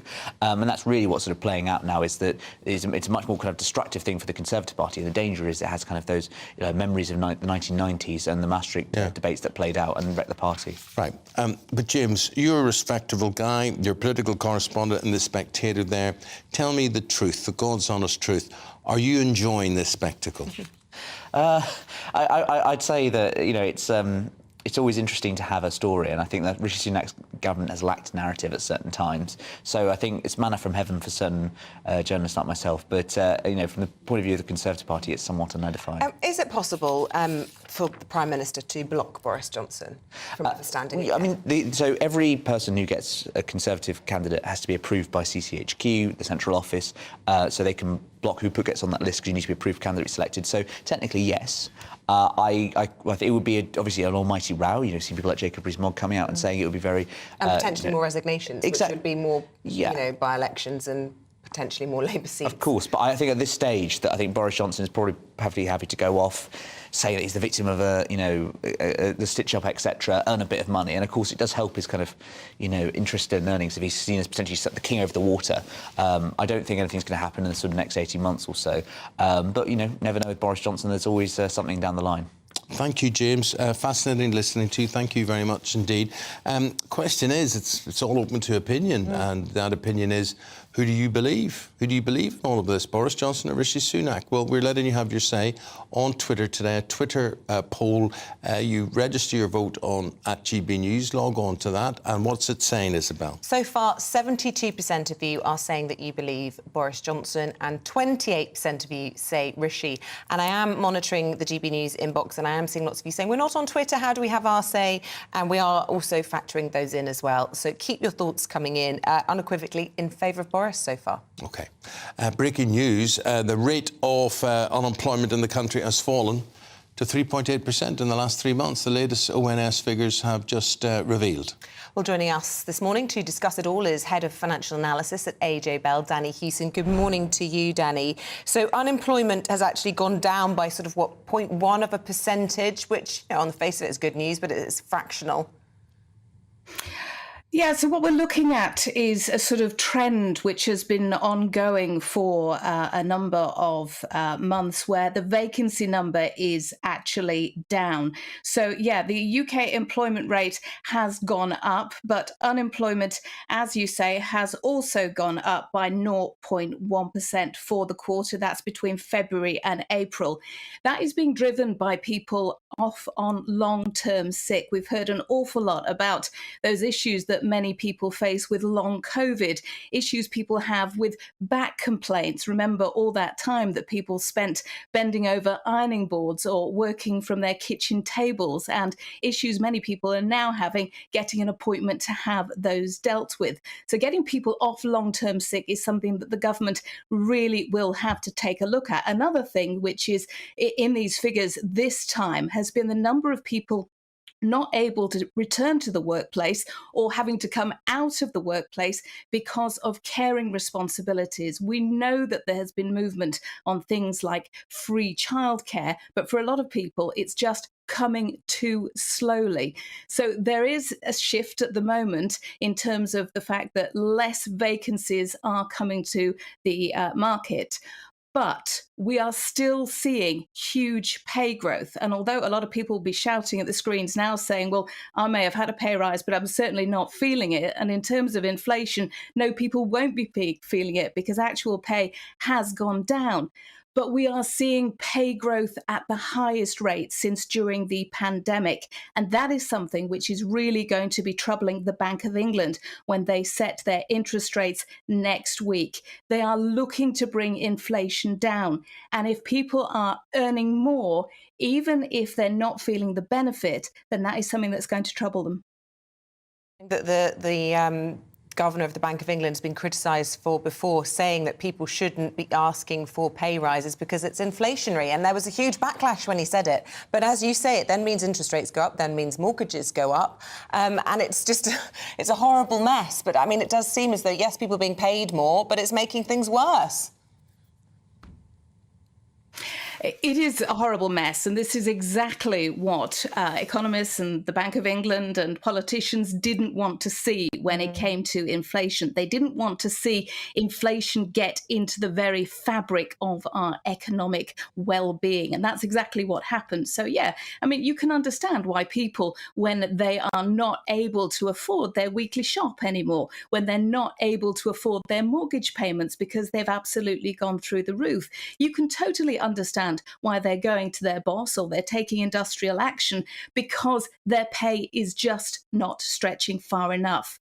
However, all of that does mean that people are still able to afford things. And if they're able to afford things, then that just keeps inflation high. And there we are again. We're back on another cycle. Because if inflation is high, then people are going to ask for pay rises. People ask for pay rises, then their employers, of course, are going to put prices up. And if they put prices up, that keeps inflation high. So we're kind of in that awful cycle. And we do know that the Bank of England has also said that interest rate hikes are bad medicine, effectively. It's going to taste nasty. It is going to have a detrimental impact on the economy. But that's needed if we're going to deal with inflation. That's a good Thank you. Thank you very much indeed. Good hearing from you. Thank you. Oh, the news is so depressing everywhere. It is. We need some light in there. And even I'm looking here, dating advice from Noel Gallagher, right? Okay. The singer, right? He's the not Larry. He's the nice brother of the two. He's the nicer brother of the two. He's not Liam. Yeah. Right. So he's 56 years of age, Crikey. right? Yeah. No, it's just I remember when he was, you know. Yeah. Well, you would be in his age range the 90s, now. yeah. So he's saying Britpop. he's been sworn off dating because the women he's met after his marriage ended at the start of the year have been insane. You see? Right. I'm just saying. I'm saying if you enter into this dating life in your 50s, and it mightn't be all that you assumed it was going to be when you were 16, sort of thing. So he ended his 20-year relationship with his wife, Sarah, in January this year, and he's revealed he'll be moving back to London. But basically, he's saying that marriage, it's not uncommon for people who've been in long-term relationships to go their separate ways in their 50s. The midlife crisis thing is true for men and women. Now, do you think you've even hinted at a midlife crisis? Me? Yeah. No. Do you? I only just turned 40. Still in my prime, darling. But you wouldn't think, you don't see. I mean, if you were to go off the rails in any way, what would it be? You know when they say men buy sports cars and things like that. I think I'd just like to retire. That would be me go. That would be throwing all responsibility out the window. I bought two lovely sports cars. South of France. Bought one and then I got a better one. Did I give you a ride in one?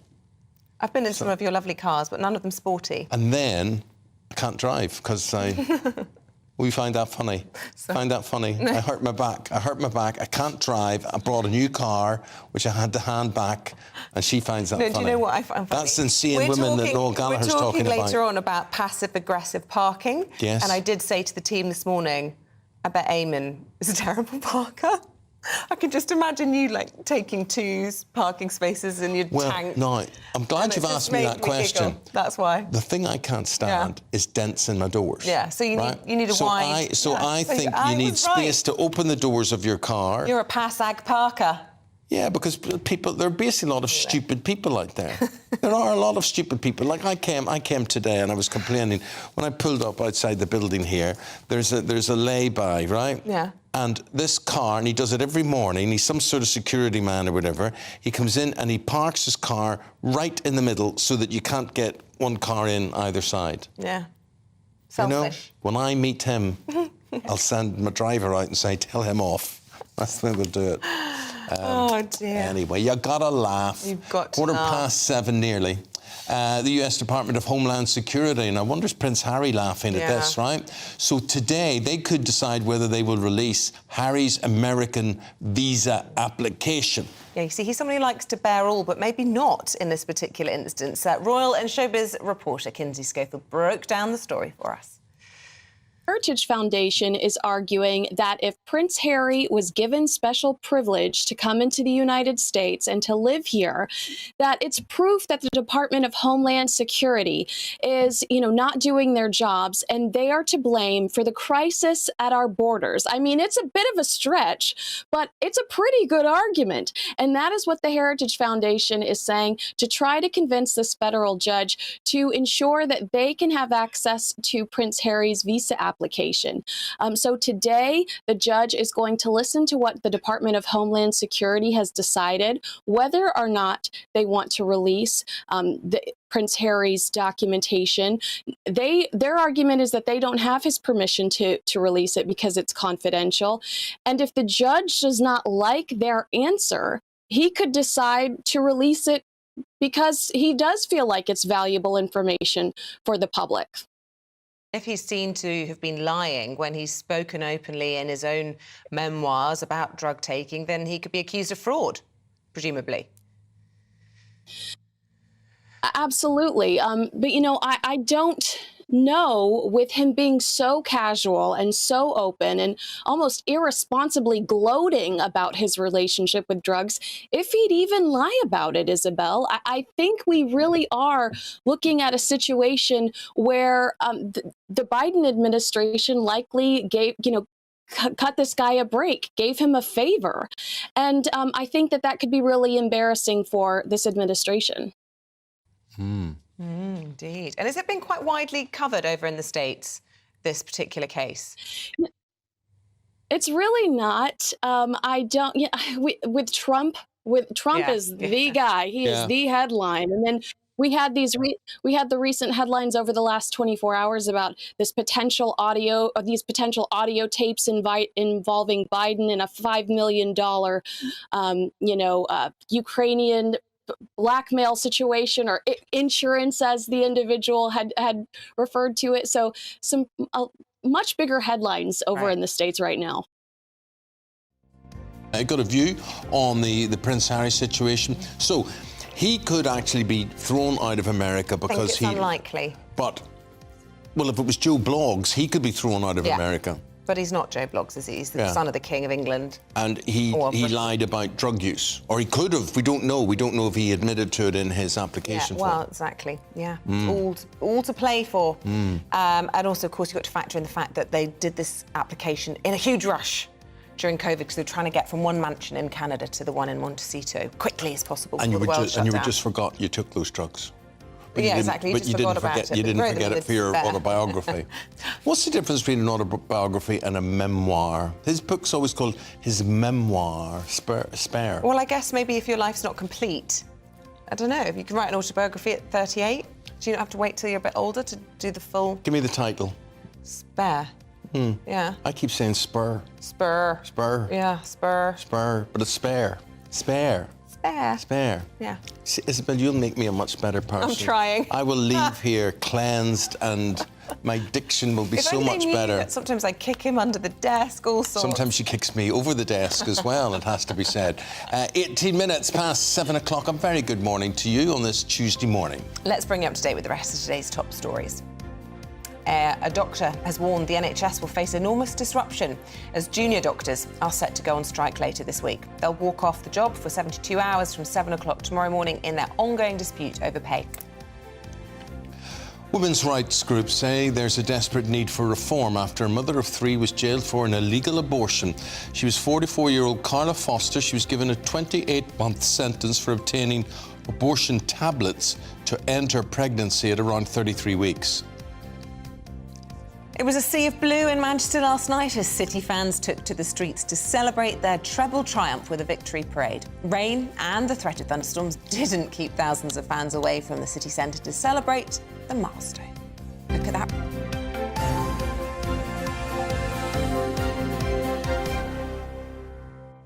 Now, we're talking about wedding etiquette coming up. Now, do you think... I'm simply asking the question, did you turn into a bridezilla? We were working together just before I got married. Yes, well, you don't expect me to be judgmental. I don't think so. I don't think I turned into a bridezilla. I was very stressed. I was very stressed. More so than usual? More so than usual. So much so I don't think I enjoyed my wedding day very much. Really? Yeah. I really regret that. We had a very nice dance together. But I was just so worried about everyone else. We did have a lovely dance. But I was just so worried about everyone else. And my husband even said to me as we walked out the church, are you happy? I was like, yes, I'm happy. But he's some boy, that Liam. He is. I often look at him and I think, he's a boy that deserves a medal. I do. I think. Well, I think the same with Ruthie. Do you? Yeah.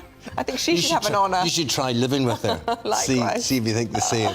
Do you know my wife isn't called Ruthie, she's called the lovely Ruth. The lovely Ruth, because she is so lovely. Because everybody, when you mention her name, they say, oh, Ruth, she's lovely. Yeah. She's lovely. They don't say that with you. They don't call you the lovely Eamonn. Have you noticed? You see, that's the great wrong in my life. I know, it's true, yeah. Well, you're Philip both Schofield lovely. not say that about I'm me. not talking about Schofield. I'm just saying, you're both lovely, Amo and Ruthie. No. Stay with us. We'll be talking about this wedding etiquette. Oh, yes, that's why we're talking about this. Marriages, weddings. So what's wrong there? What's wrong there? You shouldn't wear a white dress to a wedding.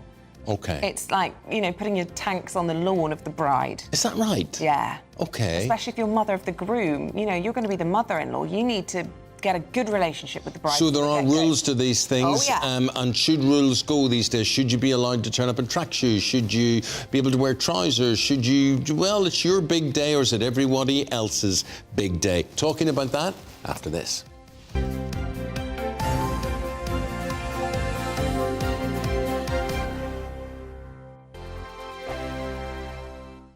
First and foremost, I'm a GB News fan, and I was before I was working here. Just love the fact that we're asking the questions that a lot of establishment media won't ask. With a bit of a twist, we not only want to inform you, but we want to keep you entertained. It's worth the drive because you get in and the team's all ready and waiting, they're itching to go, and it's a proper little family. GB News is the People's Channel. It's the audience that makes the programme sing. We're giving our viewers and our listeners a voice. I see the thousands of your letters, tweets, emails, you name it, coming in. Britain is broken. How on earth did we get into this mess? But more importantly, how do we get out of it? The establishment had their chance. Now we're here to represent you. It's time for something different. It's time for GB News. I'm very patriotic. I believe in Britain. Our best days lie ahead. Britain's watching. Britain's watching. Join us here on GB News. The People's Channel. Britain's news channel. Join me, Patrick Christie's Monday to Friday, 3 till 6. We tackle the day's news agenda like you've never seen before. It's high tempo, high octane, the most controversial topics, and the best guests. You will not be able to take your eyes and ears off it. I'm not afraid to ask the questions that you really want answered. 3 till 6 p.m, Monday to Friday on GB News, the People's Channel, Britain's news channel. I'm Andrew Doyle. Join me at 7 o'clock every Sunday night for Free Speech Nation, the show where I tackle the week's biggest stories in politics and current affairs with the help of my 2 comedian panellists and a variety of special guests. Free Speech Nation, Sunday nights from 7 on GB News, the People's Channel, Britain's news channel. GB News has its own late-night paper preview show, Headliners, where comedians take you through the next day's top news stories. You don't have to bother reading the newspaper, we've got it covered for you. Headliners, every night at 11 p.m, and repeated every morning at 5 a.m. We won't send you to sleep like some of the other paper review shows out there. GB News, the People's Channel, Britain's news channel. Join me, Camilla Tominey, on Sunday mornings from 9:30, taking the politicians to task and breaking out of SW1 to see how their decisions are affecting you across the UK. Bursting the Westminster bubble every Sunday morning, only on GB News, the People's Channel. Britain's watching. Every Sunday from 11, join Michael Portillo. There will be topical discussion, looking at the week before and the week to come. So kick back and relax at 11 a.m. on Sundays on GB News with me, Michael Portillo. GB News, the People's Channel, Britain's news channel. What you get for breakfast is something that, if we do our jobs right, you will wake up to news that you didn't know the night before. It's a conversation. It's not just me and Eamonn. We want to get to know you, and we want you to get to know us. From 6, it's Breakfast with Eamonn and Isabel. Monday to Thursdays on GB News, Britain's news channel. Hi, I'm Dan Wootton. You can watch me live on GB News Monday to Thursday from 9 p.m. And did you know that you can also watch and listen live on our website, gbnews.com. You'll always be up to date on the latest breaking news, as well as enjoying the best stories, opinions, and shows. You can even join the debate under our live player as you're watching. So head straight to gbnews.com on TV, radio, and online. GB News, Britain's news channel.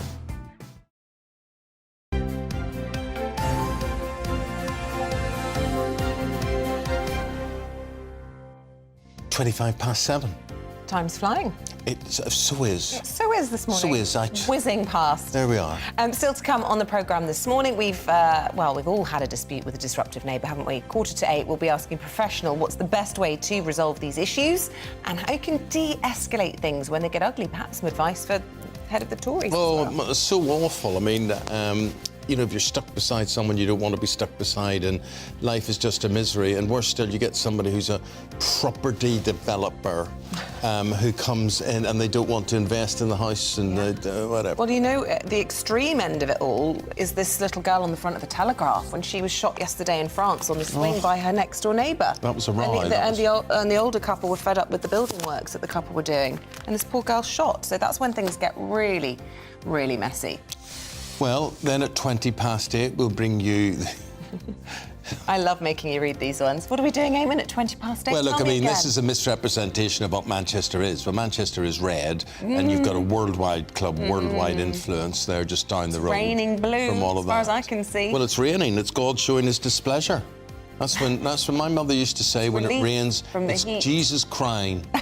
That's what it is. It's because he's so unhappy with the world. And that about sums it up last without night. distorting the story, Manchester City's treble parade yesterday took place in spite of the weather. Yes, as you can see there.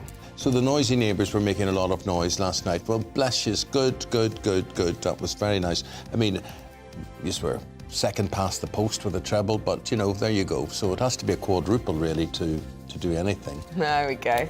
Oh. Do you remember 1999? I do, yeah. I remember the year. Oh. I remember the days when Man United were really great.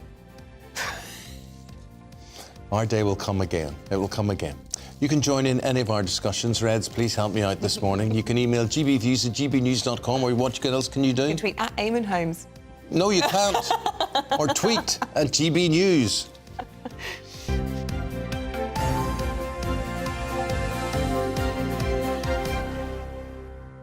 We are talking wedding etiquette. And you were a now. gorgeous bride. Thank you. You were a gorgeous lovely bride. groom. Yeah, not that I was at your wedding, but I've seen the pictures. No, you weren't. It was only for close friends. It was before my time. Anyway, a mum's been ridiculed on social media for the outfit that she chose to wear to her son's wedding ceremony. The truth is, our wedding was so expensive, I couldn't have afforded to have you there. But there's a reason for that. Anyway, the bride's sister shared these pictures online where people agreed the white dress was totally inappropriate. So should we stick to tradition? Or do we now live in a more liberal age where anything goes? Let's get some differing opinions on this from event planner Liz Taylor. Good morning to you. She believes wearing white to a wedding is bang out of order. Meanwhile... psychotherapist Emiliana Silvestri there thinks guests should be able to wear what they want. But Emiliana, it's a wedding, it's a big... And if you've paid the sort of money that Liz Taylor's charging, you would want the extravagance, you'd want to be able to do exactly what you want, wouldn't you? You're only saying that because you haven't paid the bill. Yes, Amelia? Hi there, hi. Well, first of all, what's the wedding about? Well, it's about the couple. What's the wedding about? It's about the couple. The wedding's about love, and what you're talking about is ego.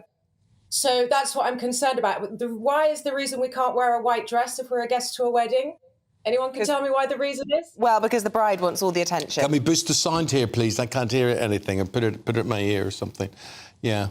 Sorry, Isabel. Yeah, so I think the point is what I'm trying to make is that what you're all talking about is ego, which is the opposite of what a wedding is about, which is love. It shouldn't matter what anyone wears to a wedding. The last wedding I went to, the bride wore a patterned dress, wedge shoes. My friend turned up in shorts and trainers. Everybody had a wonderful day. Nobody was worried about who was wearing white. There were two people there in white dresses. I actually texted the bride yesterday. She said she didn't mind at all. She wasn't worried about being upstaged because she's secure in herself. And I think what you're all talking about is ego and insecurity. and everyone's getting a bit... Well, Liz Taylor, do you accept that? Do you think this is egotistical to try and follow tradition that, I mean, originally started in the church, didn't it? The purity of wearing white for the bride because she was believed to still be a virgin. It's tradition. Isabel, I think it's disrespectful. I think most brides have been planning their wedding seriously or not seriously forever. You know, some come to me with files like this with hundreds of pictures, and every bride wants to wear most brides want to wear a white wedding dress. And you know that saying, a daughter's a daughter all of your life, a son's a son till he meets his wife. And I think it's all about being respectful. And no middle-aged woman with respect is going to look brilliant in a white dress. We all want to wear the gorgeous colours out there, peach and corals and reds and blues. And I've just done 2 weddings. I was in Barbados 2 weeks ago at Lone Star, where we did a celebrity wedding. And then I was back in Mallorca last weekend, where we did another wedding. And the bride looked magnificent in white, and the mother of the groom looked magnificent in the colour. And I think it's unfair to wear a white dress, whether you're a guest or whether you're the mother of the groom at somebody's wedding. But you see, Elizabeth, this is the problem.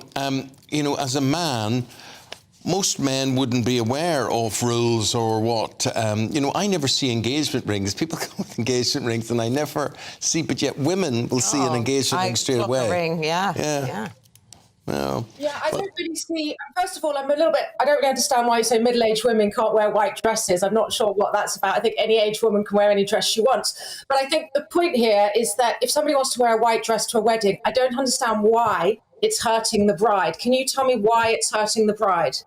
Well, first of all, I didn't say that middle-aged women can't wear white dresses, but I just said there are some wonderful colours out there. So there are wonderful designers, wonderful styles. A wedding is a very special one-off occasion, and everyone wants to look and feel gorgeous.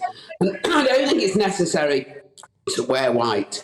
I think a bride traditionally wears white, and that should be her moment, and it should be her colour. And I don't think that we need to... It's not an argument, it's an opinion. And if I went to a wedding, I wouldn't wear a white dress out of respect for the bride. Emiliana, can I just... Why? So the bride isn't offended? Because if we're talking about being offended, that's got nothing to do with love. And I think that people are missing the point of wedding. And like you said... A wedding is about tradition. It's about love and tradition. It's about planning. A lot of people invest whatever amount of money in the special day. Everyone that attends that wedding should be able to wear whatever they feel comfortable in and whatever makes them feel good. And if the bride loves We're not saying that they can't. They can wear whatever they want. You're asking me if I think the mother of the groom should wear white. And I'm saying, out of respect for the bride, I think there are other choices out there for the mother of the groom to look just as wonderful and feel just as fabulous at this wedding and at this lovely event. Sorry, May Isabel. I step in?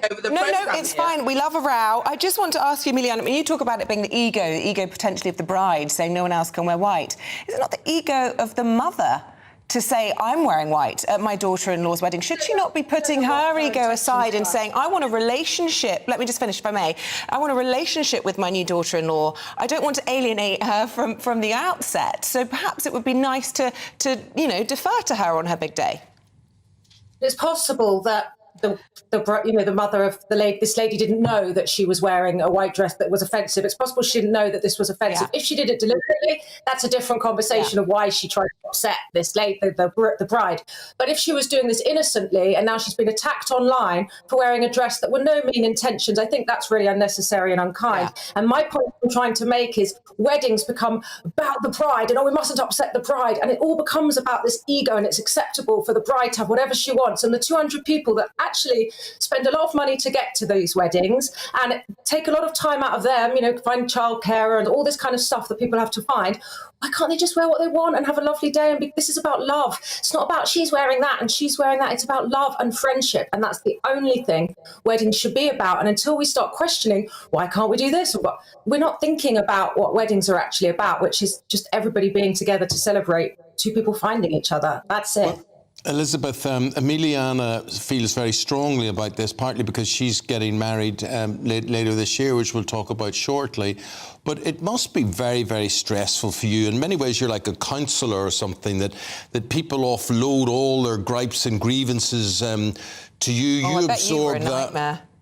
Was I a nightmare, Elizabeth? Was I a nightmare? Absolutely not, Eamonn. But you were lucky to be there. Punching I was. But you're there to take away a lot of the sting. I mean, do you find that there is a lot of stress and tensions that someone like yourself can deal with? And, you know, with the big celebrity weddings that you do, I mean, goodness me, does money really pay you for it at the end of the day?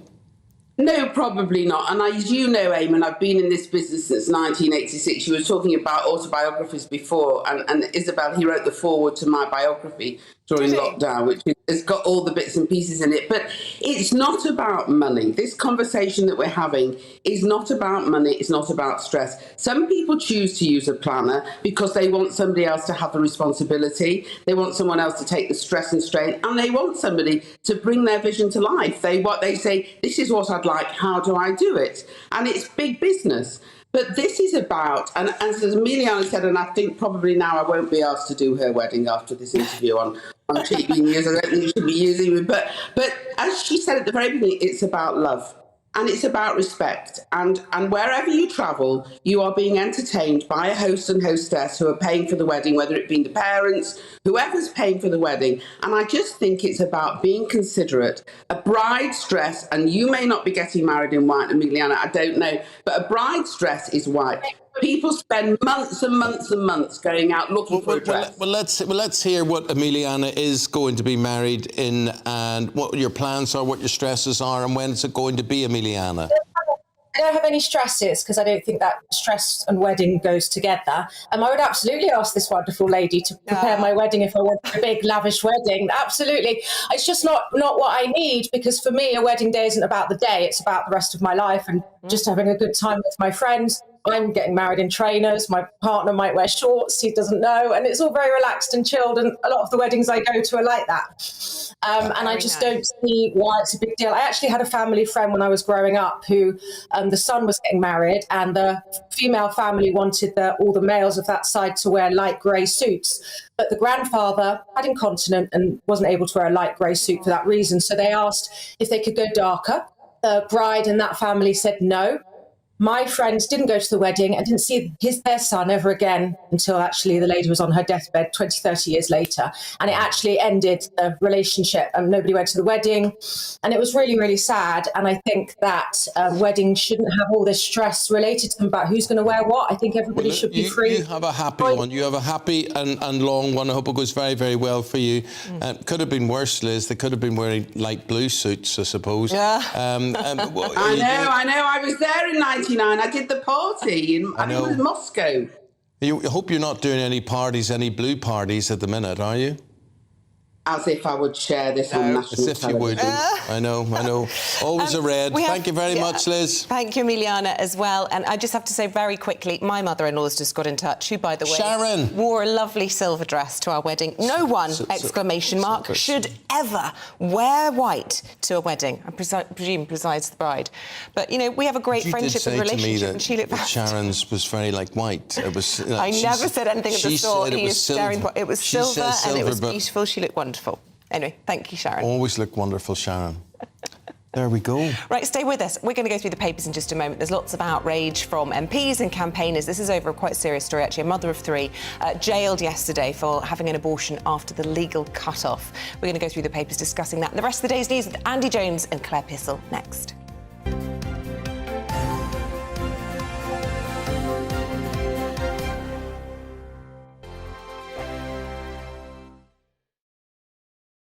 Like all families, we have arguments every now and then, but actually we agree on what the mission of GB News is, and that's the most fundamentally important thing. GB News provides the kind of platform that lets all voices be heard. We don't hold back. We're free to say what we really think. Just because some people who live in a tiny little Westminster bubble think that their particular story is important, that's not the most important story for me. And often they will be difficult stories, stories that you won't find on the establishment media. Because what people think in the north of England may be very different to what they're thinking in the home counties. We're going to carry on telling the world what life is really like for households up and down the UK. We love to be in your car, in your kitchen as you're having your breakfast. Whatever you're doing, you are part of the show. If it matters to you, it matters to us. Britain's watching. Britain's watching. Britain's watching. We're proud to be GB News, The People's Channel. Britain's news channel.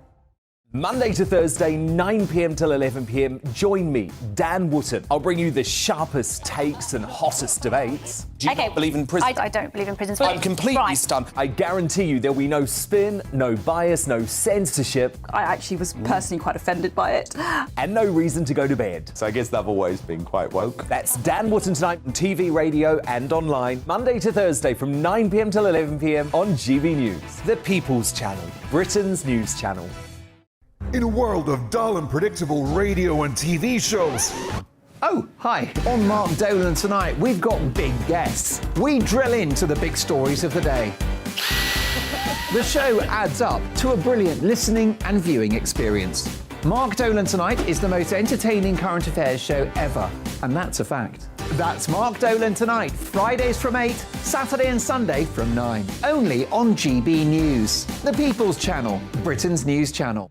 So Jubes and Kerr, we tackle the issues of the day with real robust debate, both sides of the fence, battling it out with me in the middle with my forthright opinions and views. And often really interesting things happen because you start with a position and then by the end of the debate you find actually, well, I might not have thought about that one. What we need in this country is 2 new political parties. You should maybe think about doing a 2024 calendar. I'm Michelle Dewberry and I'm keeping you company right through until 7 o'clock this evening. GB News, the People's Channel, Britain's watching.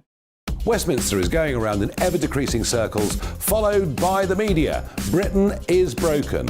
How on earth did we get into this mess? But more importantly, how do we get out of it? Join me at 7 p.m, Mondays to Thursdays on Farage, here on GB News. We will have open, rational debate. We've got to work out how Britain moves forward from this. Join us here on GB News, the People's Channel. Britain is watching. You've probably seen politicians interviewed 1,000 times, but we do it differently. We find out who they really are, we don't shout, we chat, and hopefully we bring a bit of light, not just heat. Did you know Kate Moss? Apparently. Do you have a pair of jeans or a pair of jeans? No, of course I don't. What would I do with them? My friends are like, oh my God, what's she doing now? Join me every Sunday at 6 for Gloria Meets, only on GB News, the People's Channel, Britain's news channel.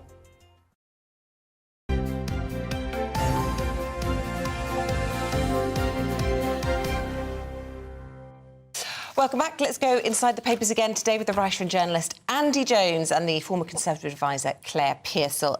It says Claire or Andy on this story. So where to start? Let's start with ladies first. Claire, this is the row. Oh, no, it's not. It's about AI. Forgive me. The Mail and the Times are saying Rishi Sunak is vowing to protect Britain from extreme risks. Actually, we should point out Keir Starmer's giving a speech on this as well today. That's right. It is the hot topic. And as we've seen from all of the coverage so far, is that the UK is so far behind the ball when it comes to AI that we are playing catch-up to something which we don't particularly understand. Rishi Sunak is pretty good at tech stuff, I think we can all agree. That's one of his passions. But he's saying that we need to look at the risks that it poses to not to technology, to individuals. And there's a piece about working with AI. Those employees that work with AI bots or AI pieces of technology are more lonely because it doesn't make up for the fact that you're not with another human being. So you can make an AI robot, bot, well, call them what you wish, into something that looks like a human, but they're never going to interact in the same way that we all do. So people are lonely. So there are these risks with this kind of technology. Now, it does have its place, and looking at what it can do within the medical sphere is amazing. Things that you could do for drug trials, things that you can do for medical procedures. But I think that there are certain amount of inherent risks in this, and creating machines that are capable of far more than they're intended is something that Rishi Sunak is very keen to address. Say, Andy, AI was running the war in Ukraine. it wouldn't make the same mistakes as humans do. Yes and no, because AI is obviously still created by humans. And no, but it's going to get to the stage, we talk about this all the time, it's going to get, I mean, the technology's probably here, probably given to us by aliens who've crash-landed on Earth, although aliens again? Well, why not? Anything's happened this year. But I'll tell you this, when we do talk about when AI takes off, forget it, we're left behind because these are smarter, cuter, stronger. If you program AI to program AI, yep, then it doesn't need humans to program it. Quite possibly, but we're talking about being left behind. Tony Blair and William Hague have both made this point. They've got together, what an unlikely crime-fighting duo. They used to joust in the Parliament, didn't they? God, nothing like this, though, is it? Not in the open like this. No, quite. They're holding hands now. And they've both said that the government has failed to anticipate the arc of this progress. We're being left behind. Rishi Sunak is talking about legislation, etc., etc. But we're not even in control of this AI beast. They've particularly singled out the Alan Turing Institute for being so far behind on this and saying, well, look, we've missed the boat. You know, all of this acceleration, all of this future of how we're going to lower taxes in Britain, how we're going to get Britain's economy booming. A lot of this could have been helped by AI. Keir Starmer was has also been talking about this. He says that AI is going to increase inequality. Particularly, I suppose he means a lot of manual labour will disappear, or low-skilled labour will disappear because it can be done by AI. And that's obviously going to affect perhaps the poorest members of society. And those who own the means of control, those who own all of these AI gadgets, etc., are going to be those who are the wealthiest. I was reading something a couple of weeks ago, Claire, and it was saying that that restaurant staff will be replaced by robots. That literally something comes to your table, you press a button as to what you want, it goes and gets it to you, brings it back, whatever. It's like sitting on those carousels. Yes, yeah. And there are restaurants already that do have robots as waiting staff. And it's seen as a little bit sort of out there and a little bit freaky, but I do think that it is in danger of increasing. Now, the one thing about going out to a restaurant is you want to experience a lovely evening, and actually chatting to the waiting staff is brilliant, getting recommendations. I don't think a robot is going to give you a recommendation of which dish is nicer, what would you prefer, what wine would you like, what dessert. That kind of interaction is lost. Now, you can make these AI bots do anything you like, but it isn't going to take away that personal touch with people. And I worry live longer, probably, as you were saying, Andy, there, health-wise, operations, all that sort of thing. But is it going to make our lives better? There's no one's going to have a job. So what do we all do? Just sit and watch robots all day? We're going to live longer, but live lonelier. I think taking that point about the restaurants, I think when you're because in Wetherspoons now you can just swipe and it will bring you a pint over, right, or a plate of food. I think it's fine. What will? Well, a person still has to... You're quite right, but you don't need to place your order in that way. But I suppose in a place where you just want to have a drink and a beer, it's fine. But if you want that interaction, that experience, you still want that common touch. And a lot of jobs won't be replaced. I mean, would you want your hair cut by a robot? I don't think you would. You want scissors that close to your ears? Tell you what, I went in to get my hair cut the other day, and £15 it cost me, and I give the guy a £5 tip. That's lovely. You're very lucky. Well, but it's a bit embarrassing. You can't sort of say, well, you know, have two and I'll keep the... I don't know. I get a bit embarrassed with that. But anyway, my haircut was now £25. All right. And I tell you what, it ain't going down again. Once it goes up, there's almost going to turn around 2 weeks from now and say, well, our heating bills are going down, our staff costs are going down, whatever it is, so back to 15 quid. So it goes from 15 quid to 25 quid. Jump. Claire, we've not got loads of time on the papers, but I do want to talk about the story on the front of The Guardian. This is about the first woman to be jailed for taking these new abortion pills that were introduced as an emergency measure during lockdown, and then after a public consultation they were decided to be kept to help women get abortion pills in the post at home. Yeah. And she's used this after the legal limit, but quite significantly after the legal limit, and been jailed. A very emotional, emotive topic. It is. It's a very, very sad story. Nobody would suggest that aborting a child at that length of gestation was right. I mean, it's horrendous.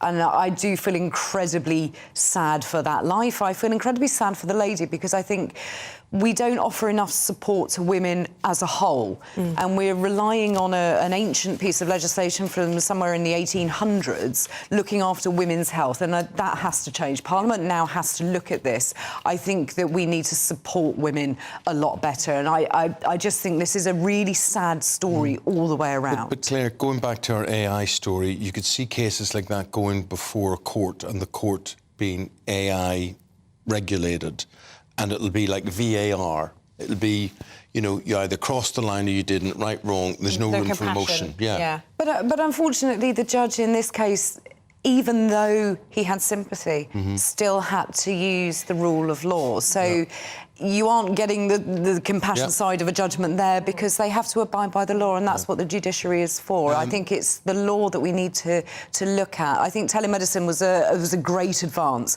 and will help an awful lot of women. But in cases like this, you can see there are conditions that you need to understand. She's a mother of three, isn't and she is a mother of three, and we've now just taken her away from her children and put her in prison without support. Talking about children, we're going to be talking about that terrible shooting in France, 11-year-old British girl shot by a neighbour next time round, and also Nadine Dorris, who's saying that sinister forces stopped her, a girl born into poverty in Liverpool, from reaching the Lord. So I'd like to hear that story and what she thinks behind all of that. Andy and Claire, when you next come back in 40 minutes' time. Thank you. Right, we're going to talk about Eamonn's parking now. I'm joking. They say love thy neighbour, but is that easier said than done, especially when it comes to parking? OK, so a website's published a series of notes that have been placed on car windows. For example, this one says, congratulations, you've won the Inconsiderate Parker's Prize. OK, so from parking to noise complaints to bin wars, how do you sort out a dispute with someone sharing your street? So we'd like to mediate on all of this, and the CEO of UK Mediation, Dr. Mike Talbot, joins us now. Dr. Mike, I would not like your job, my friend, and I would say there's a growing need for what you do. Good morning. Good morning to you. Yeah, and is there a growing need for what you do? There certainly is, especially during COVID and lockdown and people being at home rather more, being furloughed. There's certainly a growing need, and the number of calls that we get has certainly increased over the last few years as well, Not just parking, but DIY noise, pets, lifestyle, revenue car up on a Sunday morning, etc. What is at the root of all of this? Is it people who are inconsiderate to their neighbours? Is it an inherent instinct we have, which is of territory, probably, the way animals have? This is my territory, and you can't intrude on it. Well, how would you sum that up? There's certainly a basal animal instinct about it, about wanting to preserve your own territory and the integrity of your boundaries and keeping yourself safe. You know, there's something quite primal about it. But I think also what we've got out of the habit of is getting to know our neighbours. And I think it's important that if there are going to be issues with a neighbour, before that happens, get to know who your neighbours are. Have a conversation with them the day you move in or thereabouts. And we don't have to be friends with our neighbours. We don't have to like them or need to go and have a drink with them or play squash with them, but just to be on terms where when something does go wrong, you can actually lean over the fence or pop round or have a word with the neighbour and see what's going on. But the problem is we're estranged from our neighbours, so when things go wrong, the first conversation you have with them is a conflict conversation, and it's not going to go well. What's the number one top tip to de-escalate when you are in one of these confrontations? I'd imagine that the best thing to do is, let it settle before. If something enrages you, wait until you've calmed down before you act on it. Would that be your advice? Oh, for sure, yeah. So picking the first thing is to pick a time and place. So if you're annoyed by somebody playing their guitar at 2 o'clock on a Saturday morning, perhaps don't go around just then, but leave it till the following day to go around and speak to them. Make sure that you're listening to them before you put your point across as well. There's often, maybe not a great reason for playing your guitar at 2 in the morning, but there might be a reason why they've parked a few inches over your drive, or might be a reason why they've had to mow the lawn at 7:30 on a Sunday morning. Find out first. So listen first before you get your point across. And the other thing is talk about what you need and listen to what they need, rather than the finger pointing and insisting about what you say has got to happen and them doing the same in reverse. it's probably a good idea to talk about your needs rather than your insistencies. Well, and Dr. Talbot, I suppose another one would be you're never going to agree about the past. So people tend to accumulate this history of everything that's gone wrong with the neighbour, and they keep it on a note on the fridge even, the times and places where they were upset by their neighbour's activity. I hear what you're saying, Dr. Talbot, and I suppose this applies equally to whether you're a neighbour or whether you're a work colleague or whether you're Boris Johnson. Yeah, whether you're those two as well. So the same sort of any advice you'd like to offer those two? Have a listen to each other. Find a good mediator. Do it in private, because there's usually more to a dispute than meets the eye. There will be in pretty well every neighbourhood dispute, every workplace dispute, every dispute within a business that we've mediated in the last 24 years. There's a bit more to it than meets the eye. So if you do the whole thing in private, with a very strict understanding of confidentiality, you might find when you scratch the surface, there's a little more something going on than you first realised. Dr. Talbot, thank you. Mike Talbot is the CEO of UK Mediation. I reckon his phone's going to be buzzing today. Thank you very much indeed. Much appreciated. Let's have a look at the weather and let's see where we stand with that. Morning, I'm Alex Deakin. This is your latest weather update from the Met Office for GB News. Sunny, hot and humid sums up the weather today for most, but like the last couple of days, some thunderstorms are likely to develop, particularly for Northern Ireland and Western Scotland, but most will stay dry. Kind of under the influence of high pressure, but across the UK, not a lot of isobars on the chart, which means there isn't any strong winds blowing, which means it's turned a bit misty in places through the night, and some mist will affect coasts through the day. There's still one or two showers knocking about from yesterday's downpours as well, but they'll tend to fade through the morning. However, through the afternoon, there is the potential for the thunderstorms to come back across Western Scotland and the west of Northern Ireland. There's a Met Office warning in place here. Very hit and miss, but downpours nonetheless. For the vast majority, most places will stay dry and sunny and very warm. We could get up to 30 Celsius, certainly high 20s in places. Coasts will be a little cooler. Still the potential for thunderstorms through this evening across Western Scotland and Northern Ireland. They'll tend to steadily fade through the evening. So again, most places becoming dry overnight. Again, quite a warm and humid evening, but just showing signs of turning a little cooler, certainly in central and eastern parts. A bit more comfortable for sleeping here tonight. And then Wednesday is another sunny day for most places. Still possibly one or two showers in the far northwest over the Western Isles, and parts of the northeast of Scotland may be a little misty at times too. The chance of a little bit of mist elsewhere around coast, but for most places, blue skies for most of tomorrow, and feeling pretty warm once more. Again, perhaps not quite as hot as today. Temperatures more likely in the mid to high 20s across the south, and just over 20 across parts of the north. And that slightly cooler air moves in through the rest of the week. Plenty more sunshine to come, only the small chance of a shower in the northwest, and just a little cooler, but still pretty warm.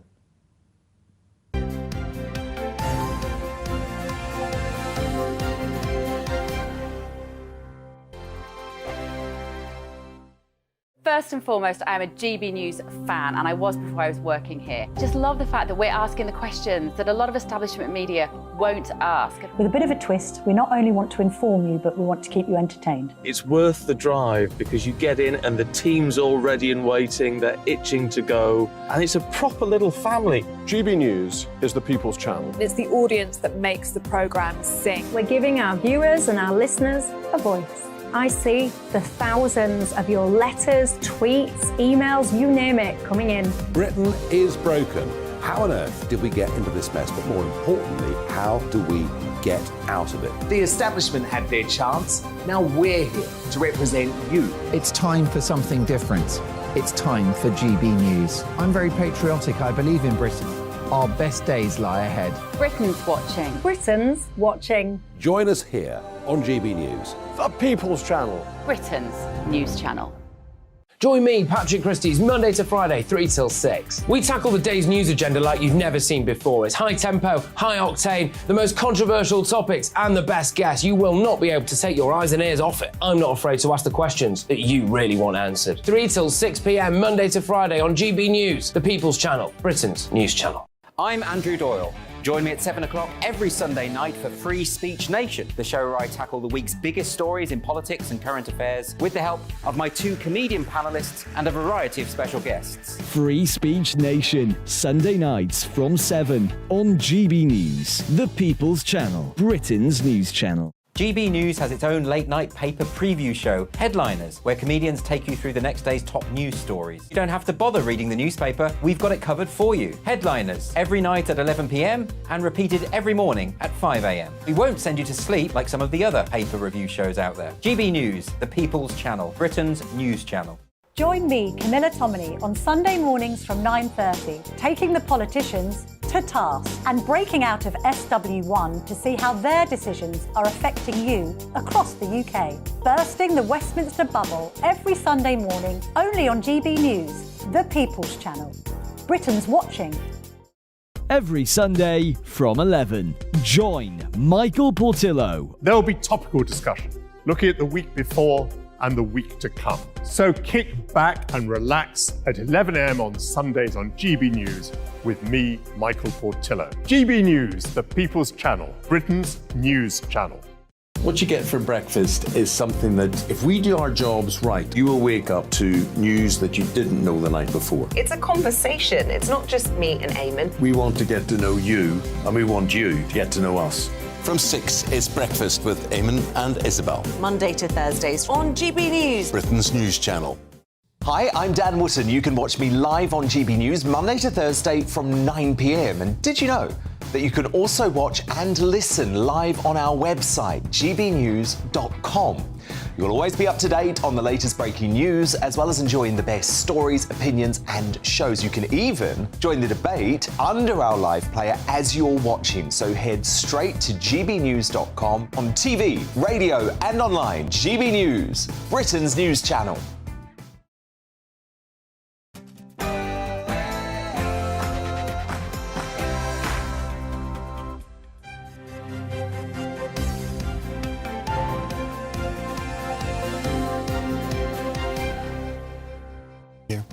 All-out warring the Conservative Party. Rishi Sunak trades blows with Boris Johnson over the honours list. Welcome to the programme. Good morning. It's just after 8 o'clock on Tuesday the 13th of June. This is Breakfast on GB News with Eamonn, Holmes and Isabel Webster. Leading the news on this Tuesday morning, and thank you for your company, the Prime Minister is said to be threatening to block Boris Johnson from standing again for the Conservatives as the former PM vows, "I'll be back." It follows a war of words between the two, with Johnson accusing Sunak of talking rubbish. The long-awaited COVID inquiry begins today with its first public hearings. An opening statement from the chairwoman, Baroness Hallett, will be heard, as well as testimony from bereaved families. Prince Harry's US visa application could soon be released following a lawsuit seeking to find out if the Duke disclosed his drug use. The Department of Homeland Security has until today to decide whether to publish. The streets of Manchester turned blue last night as the City squad and fans celebrated the long-awaited treble. And there's some sore heads, certainly in Manchester this morning. Apparently Jack Grealish is now asleep. I don't think the Everton fans and directors are getting much sleep. There's problems there at Goodison. And also, don't forget, the transfer window opens tomorrow, and all the latest gossip coming up shortly. Does it tomorrow? It does tomorrow. Oh, good. It'll be interesting to see who does the early business. Absolutely. Thank you, Paul Coyte. And what time are you on at? 20? Oh, we're about 15 minutes away. Okay. 15 minutes. Look for. I'm counting the minutes. Oh, Thank you very much indeed. And as the storms bring flooding and travel disruption, we'll have your latest weather update. Sunny, hot and humid for most places today, but that humidity will spark a few thunderstorms again later. To find out more and where, join me for a full GB News forecast later on.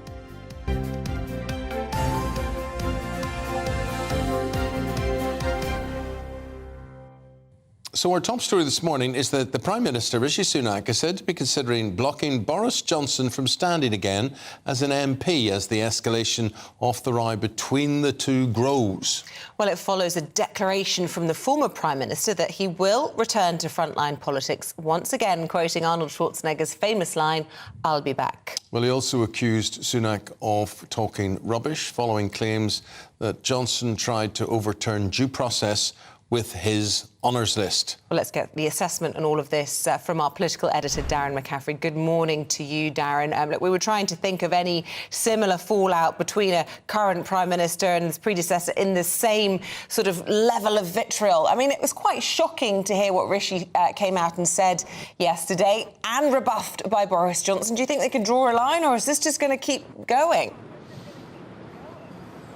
I think the flames of this far are far from going out, Isabel, on this story, not least of all because, as you've rightly pointed out, what we've had overnight is briefing and counter-briefing from both sides about the details of this story, about why Boris Johnson ultimately in the end decided to chuck his toys out of the pram or to resign his seats, which we saw officially notified yesterday. There are lots of different threads to this story. I'll try and take you through a couple of them. First of all, in regards to the honours list, the reason that he, Nadine Dorries, Nigel Adams resigned the seats and is going to spark 3 by-elections. Interestingly, the Cabinet Office put a statement out last night effectively saying the former Prime Minister Boris Johnson was speaking rubbish when he was talking about how changes could be a formality.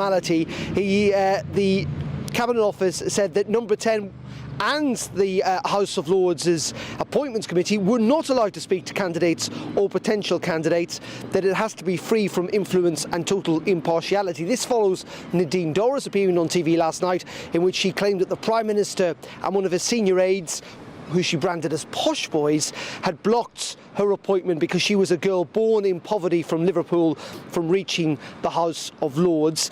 As you say, though, the Prime Minister has given a little small interview to the Daily Express today, suggesting that he feels his time in politics is not at an end. He says that they must deliver on Brexit and the 2019 manifesto. This is the government. We must smash Labour at the next election. Nothing less than absolute victory will do. And as the great Arnold Schwarzenegger said, I'll be back. The big question is, will he be back? I'm not entirely convinced, certainly not in the short to medium term, he'll be back as an MP. Many Conservatives, actually, behind the scenes, are quite keen to see Boris Johnson leave the stage. Clearly, he's still got supporters within the parliamentary party and indeed at the country at large. But it looks like tomorrow, according to the Times newspaper, he is going to be found guilty, if you like, of recklessly misleading Parliament. It looks at this report that's been going on for a year into Partygate is going to find that he did mislead Parliament and that his claims that senior members of staff said that all the rules have been followed inside number 10, well, those staff members in the end didn't give those assurances, and that's why Boris Johnson shouldn't have made those claims to MPs last year. Caffrey, with that, thank you. Thank you very much indeed. So, Rishi Sunak, the Prime Minister, saying he'll not be back. Boris Johnson saying, believe me, I shall return to frontline politics. Right, who do you believe on this matter? We're just sort of testing the waters on this. Do you believe Boris Johnson, what he's saying, or do you believe Rishi Sunak? You have your say on our Twitter poll. It's at GBNews. 5,000 of you have voted so far. Yes, and 72% of you are saying you believe Boris, 28% say you believe Rishi. Keep those thoughts coming in. Well over 2/3 of you supporting Boris Johnson on this one.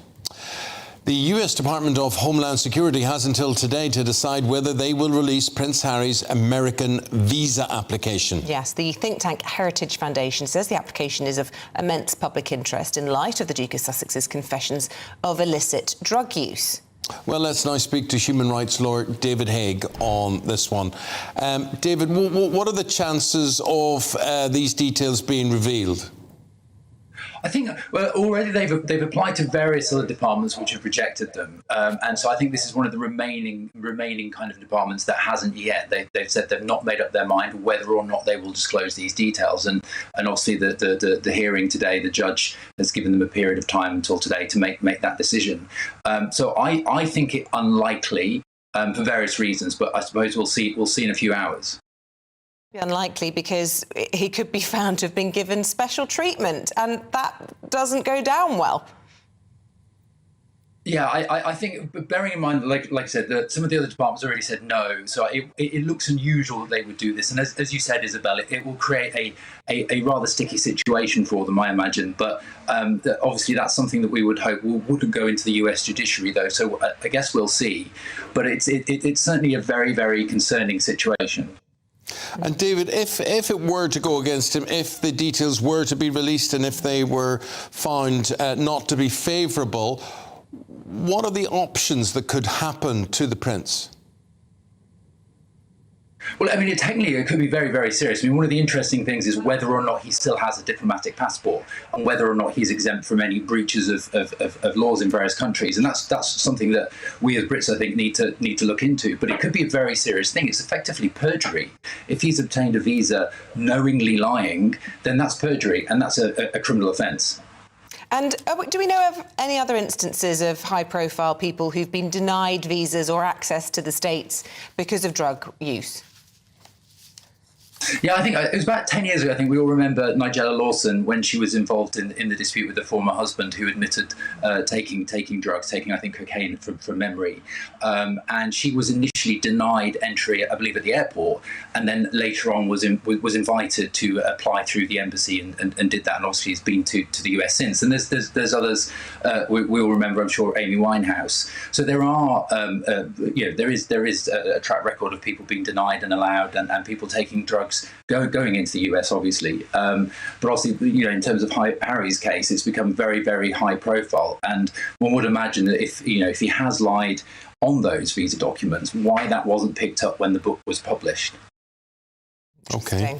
David, thanks for your take on things. Really appreciate it. David Haig is a human rights lawyer speaking to us from Penzance. Oh, I bet that's lovely at this time of year. Is it lovely? If you look out your window there, David, is it nice out there? It is. I live literally by the beach, so I've got an overcast but quite kind of blue overcast sea view. So. Oh, how wonderful to be able to work from Very home pretty. and choose to live somewhere like that in the summer. And David, I just want you to know. Not jealous at all. We hate you. Okay. Enjoy the sunshine. Enjoy it. Thank you very much. Enjoy it. Lap it up. Thank you very much indeed. So that's lovely. That is the best of all worlds. Yeah. To think that you could actually operate from home and enjoy just breathing in that air. We need a podcast that we can do from home or something. On the side. Oh, maybe I'll stop talking. Right, 8:10. Let's bring you up to date with the rest of today's top stories. And the rate of unemployment fell to 3.8% in the 3 months to April from 3.9% in the previous 3 months. The number of people in work overall has gone past its pre-pandemic level for the first time, setting a new record high. The victims of a suspected double murder have been named as 11-year-old Ethan John and 7-year-old Elizabeth John. The schools of both children paid tribute to them after they were found inside a home in Stoke-on-Trent on Sunday. A 49-year-old woman from the area who was arrested on suspicion of murder remained in custody yesterday evening after being questioned by detectives. Judges will be given more powers to throw out lawsuits that allow the rich and powerful to gag the press under new government proposals to help protect public interest speech. The legal threats are often used by wealthy individuals and firms to try and stop journalists or campaigners from exposing wrongdoing under defamation and privacy laws.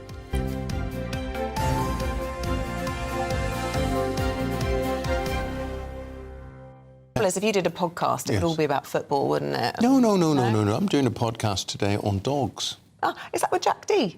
It is? Ah. Yes. Why do you say that? I just remember you saying the other night when we were on Have I Got News for You? Oh, right.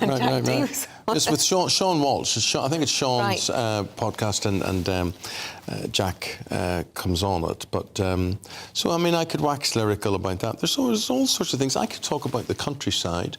There used to be a programme on Southern Television. It was Network on a Sunday before or after the big match, and it was presented by a man called it's gone from my head now. Can't help. No, you can't help. But anyway, he sat in his potting shed and he talked about, this is a great thing here, this device.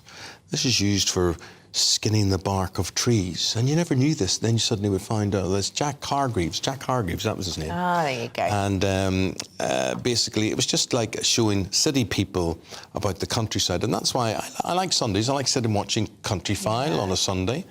And I've reached the age where I'm taking an interest in the garden. Yeah. And garden as well. It's hard work, though. It's hard work. It is hard work, but it's exercise and it's, sunbathing at the same time. I used to be... what I think is, just about gardening that I love is so rewarding. Because when they start to flower, you just feel like you've nurtured this little... My clematis this year is absolutely blooming. Best clematis I've ever had. I'm sure. And every day it makes me happy. That's good. It could make a lot of people happy. Yeah. Picture of that. Yeah. I look, and I used to like an orderly garden. I just look like everything straight lines and whatever it is. But now I'm becoming more wild seeding. Some wildflowers. Wildflowers and wild seeding. And I like pink, a lot of pink in my garden. Pink flowers, maybe some purple alliums or agapanthus. Nothing blue. I wouldn't have anything blue. Why is that? Because... Lots of red? Poppies? Oh, yes, tulips. lots of... Like, red's a good colour. Do you know my favourite colour is? What's that? Orange. Orange makes... strange. Well, orange makes me... Do you know what? You just know something has an effect on you. So, look, behind is orange there. That makes me happy, seeing the orange bits. Yeah. So, anyway, we're not talking orange or red after the break. We're talking... Pale blue. Because Manchester turned blue last night. We'll have the highlights for you of the parade celebrating Man City's treble win.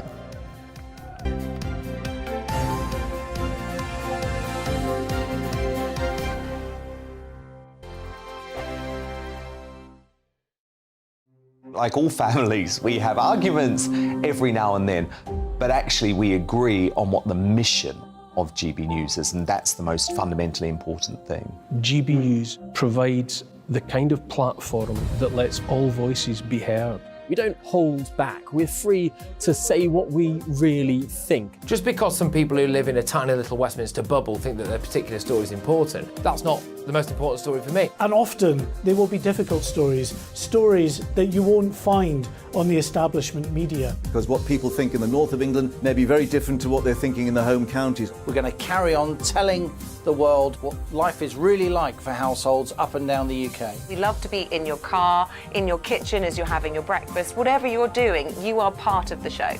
If it matters to you, it matters to us.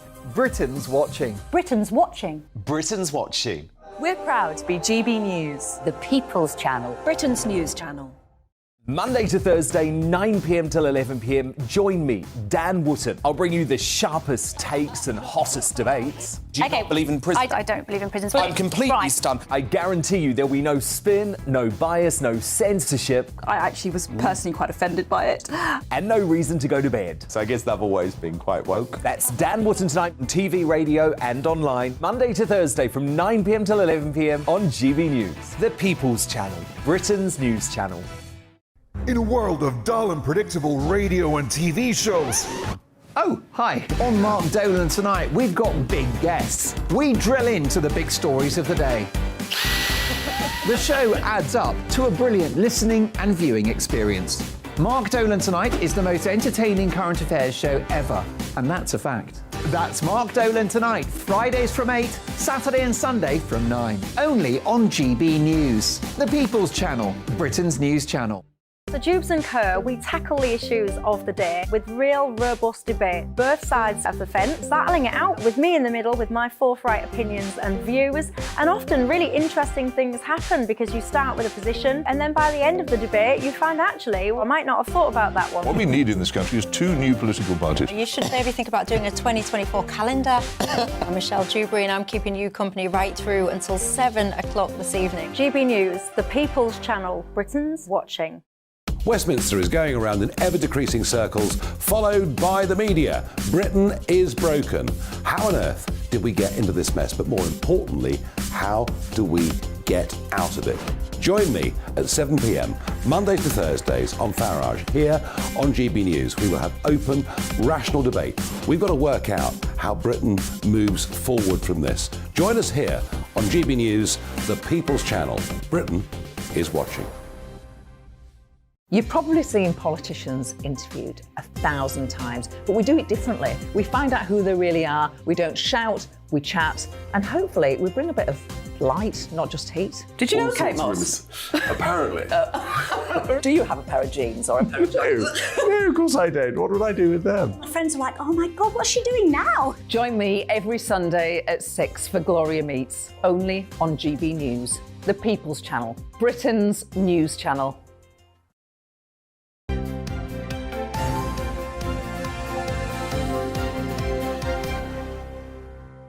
talking about weddings earlier and what you wear and what not to wear. Helen says, my mum wore black to ours in '92 and a big black hat.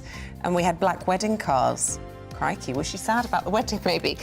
Corrine says, my dress was cream. Maybe she's a goth. One daughter's dress was off-white and green, and the other daughter's dress was beige, fully beaded, all looked beautiful, no rules on what anybody else could wear. Happy family days. Yeah. See, I'm not sure if I like going to weddings or not. No, you reach there's a point in your life where you'll be going to 10 weddings a year. Yeah, I've passed that point. It's christenings now. So then you do look forward to it after 40th. Anyway, yes, we've been talking about weddings. Let us know whether you think that etiquette should be rigorously followed or not. But lots more stuff to come on the programme. What have we got for our Well, viewers? we've got Sir Keir Starmer. He's calling on the Prime Minister to take action on AI. Just after 9 we last Labour, what they would do in government to harness this technology. 9:20, as this heat wave continues, we're going to speak to a consumer expert about how you can stay cool without breaking the bank. It's expensive to buy aircon units and things like that. So, you know, in top tips. And I'm not sure, I mean, you know, listen, I think they're absolutely fantastic, personally. Or aircon units. Yeah, but they couldn't be good for the environment. And price per use. I mean, we bought one last year. We've used it like 6 times. Do you have like a big hose? Yeah, that we've got you the put elephant's trunk that goes out the window. No, you need it. It's not even called air conditioner, it's called climate control. You can have in houses that it's completely buried and whatever, but I could see them bringing out legislation about that and saying this is not good for the environment. You know, here's another thing. What is the point of insulating houses when the world's getting hotter and hotter? So it means that you're inside a house that's boiling, roasting, I think the windows if it's don't well open. insulated, it should stay cool, no? No. No, well, yes, if you've tailor-made it, but if you're coming into an older house and you're just putting foam in the walls and things, you're just making everywhere hotter. And small apartments and things, they're just hot and the windows don't open and you're on the 16th floor and whatever it is. So it's getting hot. It is getting hot. Who sings that song? It's getting hot in here.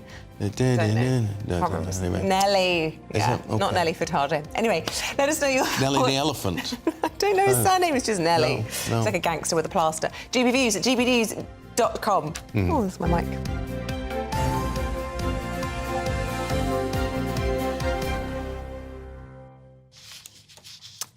Come on, read it.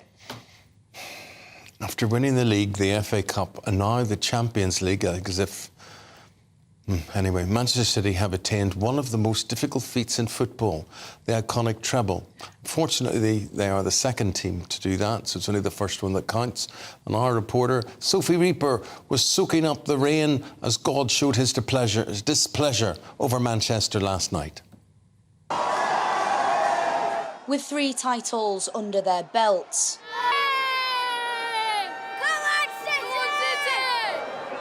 and 3 trophies in their clutches, Manchester City have had 3 times the cause for celebration.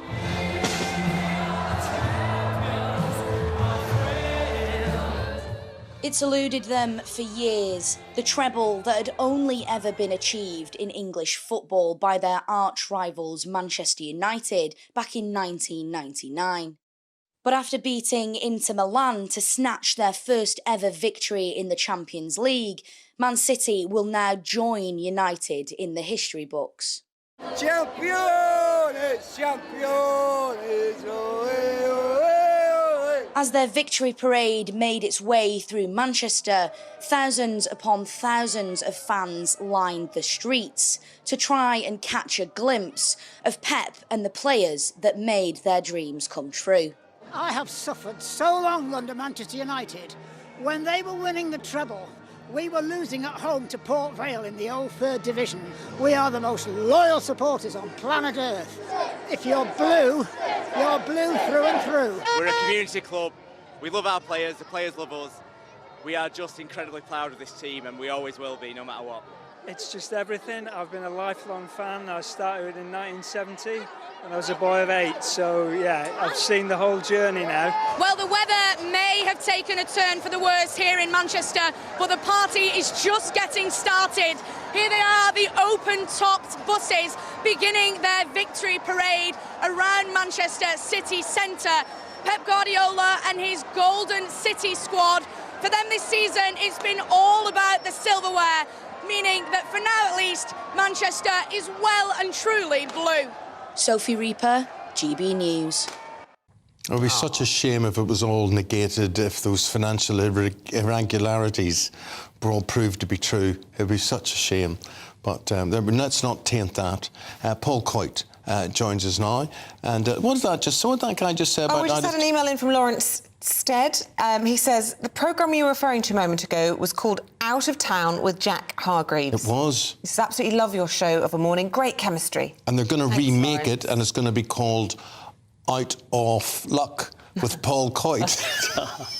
I prefer it Out of Time. Out of Time. Do you remember? I do. Yeah, Out of He Time. used Jack Hargreaves, the guy with the white beard. Yes. Used to do everything country, and he used to do How. Do you remember? How? Yeah, you can't do that. Fred Dinage did. Fred How Dinage as well. and Bunty James. Bunty. And there was a guy called John who used to do all the technical boring bits. stuff. Yeah, he was the scientist sort of the one. scientist. Yeah. That's the bit you turn off for. Oh, they don't make them like that anymore. No, you don't make them like that anymore. I wonder do why. not make them like that anymore.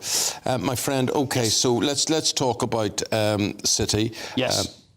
Is the financial irregularities? No, I'm just saying it would be such a shame. It would be a shame, wouldn't it? If they were stripped of their those titles. 115 irregularities that could be that are going to court, that be pushing forward. You know what? I don't think it's going to affect anything, Eamonn. But I know City supporters, and they say, and they feel close to the club, and the club feel very confident that nothing's going to come of it. Yeah, well, they do, because their lawyers are unbelievable. Yeah. And it's just such a long, drawn-out process.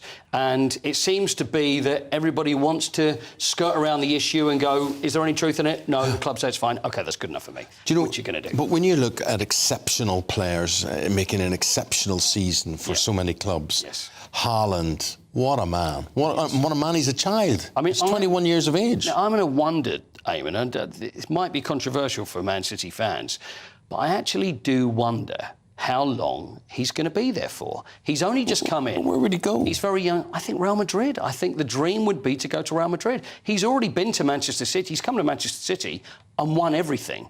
So I don't think he's going to be a player that's going to be there for years and years and years. When they talk about the Premier League goal-scoring record that Harry Kane's very close to, Erling Haaland is not going to break that, because he's not going to be here. Do you think he would that go long. to a bigger club like United down the road? That may be his dream. That may be his. The fact his dad played for City, though, that must be a great thing. Of course, as well. of course. I mean, he's been such a huge success, player of the season, and won absolutely everything possible. Well, I mean, apart from the League Cup, which maybe that was his dream. That was what he wanted. But the treble, he's been incredible. Let's look at the transfers issue, because you said the window's opening tomorrow. The window officially opens tomorrow. Yes, so there's loads.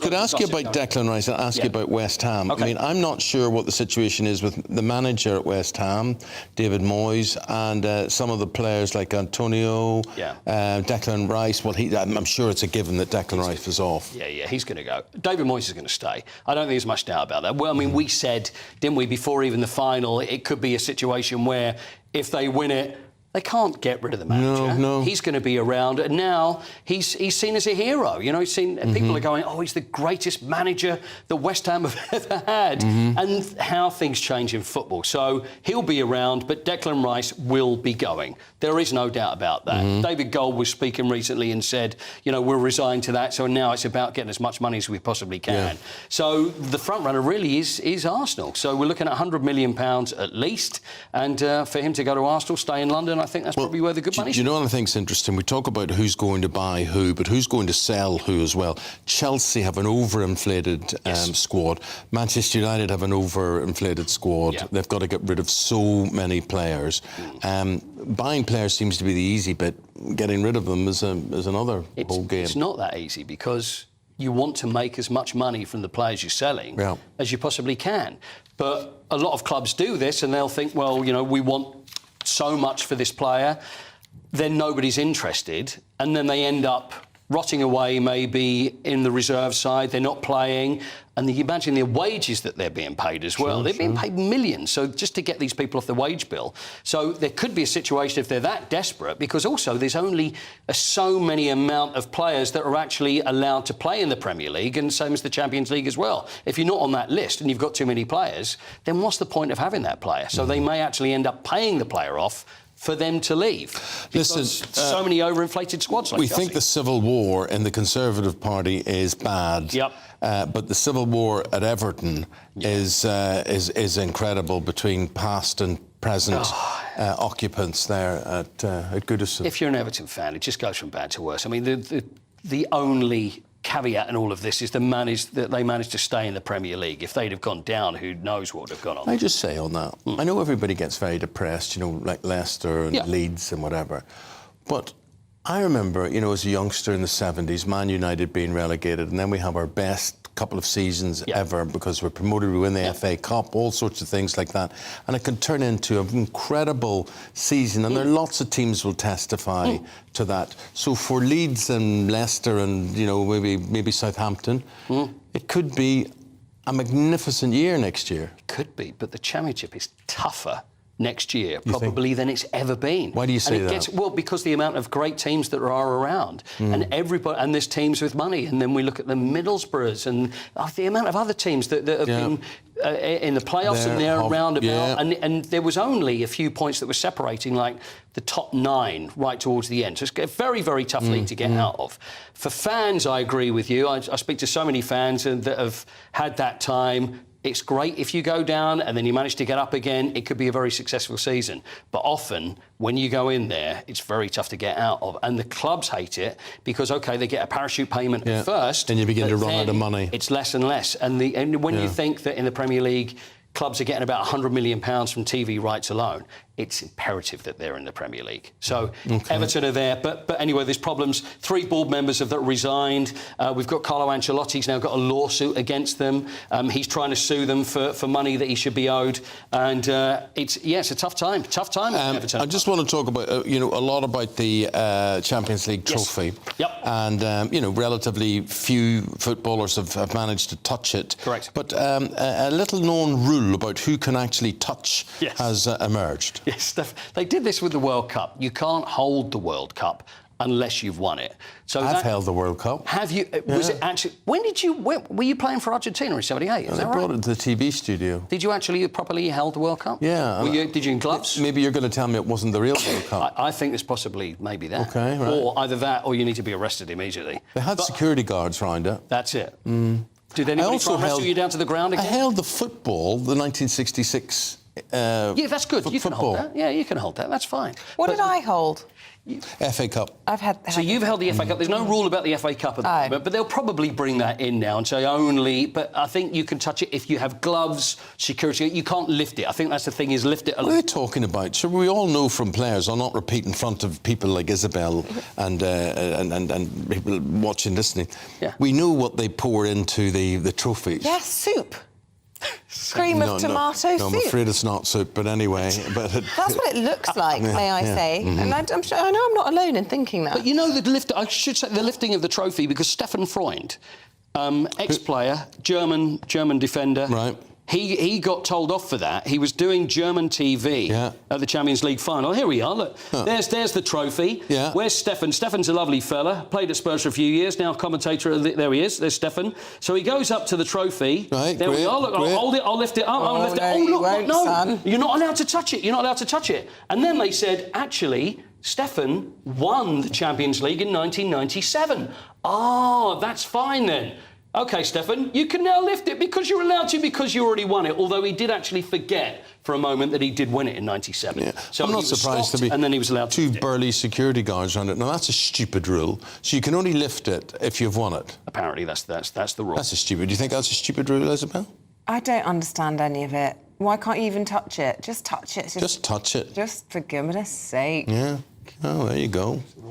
Thank you very much indeed, Paul. It's very heavy to lift, though, by the way. Is it? How did you know? You haven't touched it. So you're told. So you're told. I might have done, but I'd rather not comment at this point. OK.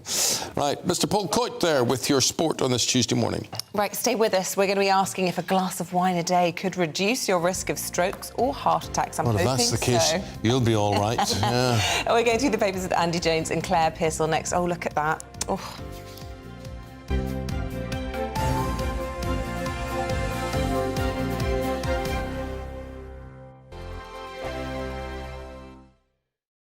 First and foremost, I'm a GB News fan, and I was before I was working here. Just love the fact that we're asking the questions that a lot of establishment media won't ask. With a bit of a twist, we not only want to inform you, but we want to keep you entertained. It's worth the drive because you get in and the team's all ready and waiting, they're itching to go, and it's a proper little family. GB News is the people's channel. It's the audience that makes the programme sing. We're giving our viewers and our listeners a voice.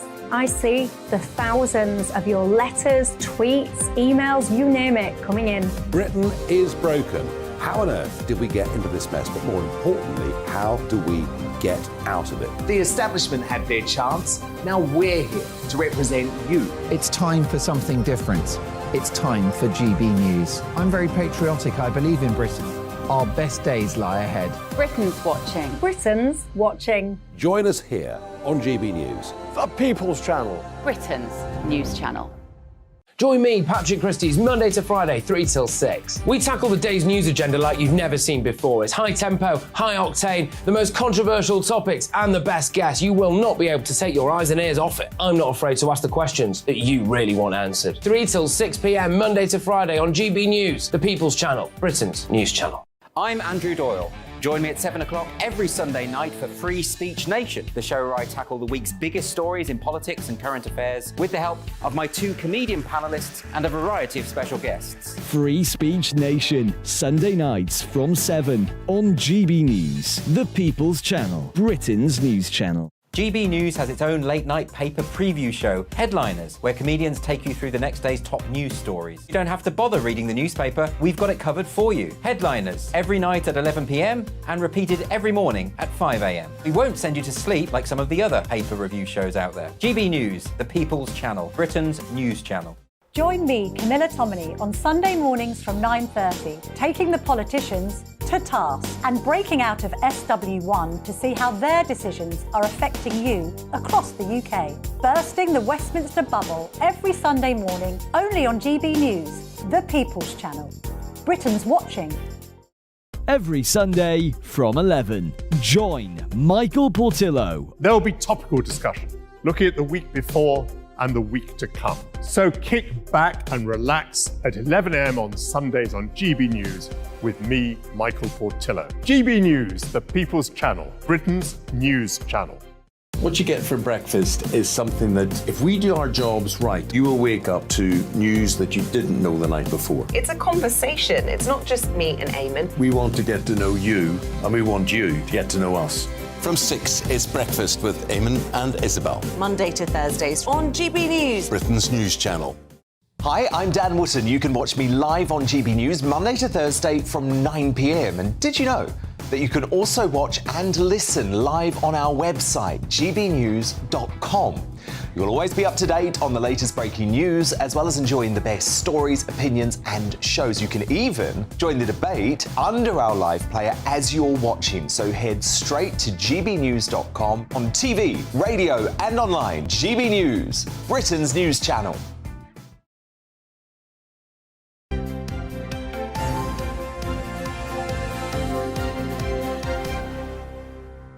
Welcome back. We have news in the last few moments of an ongoing serious incident, we're being told, in Nottingham. Police there have closed off a number of roads, and we're told that multiple roads in the Nottingham area have been closed due to this serious incident, major police incidents around the city and suburbs. They are saying multiple services are in attendance, emergency services are in attendance, several locations, including the Maid Marion Way junction of Upper Parliament Street.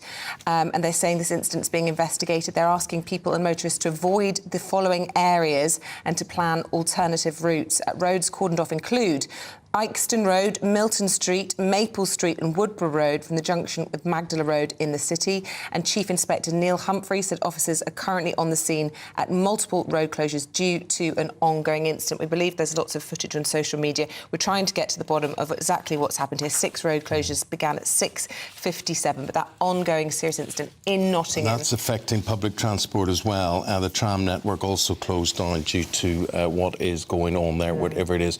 If you have anything to tell tell us, please do get in touch, and we will try and enlighten people as to what exactly is going on. We hope it's nothing too serious. 8:37 is the time. Going through the papers now, Andy Jones and Claire Purcell now. And guys, Sadiq Khan, Andy, Sadiq Khan, he's saying officials working with him are banned from referring to use the terms men and women. They can't use the terms men and women. They can't say that. No. You'd think Sadiq Khan would have enough to do with knife crime, housing, traffic congestion, etc., etc.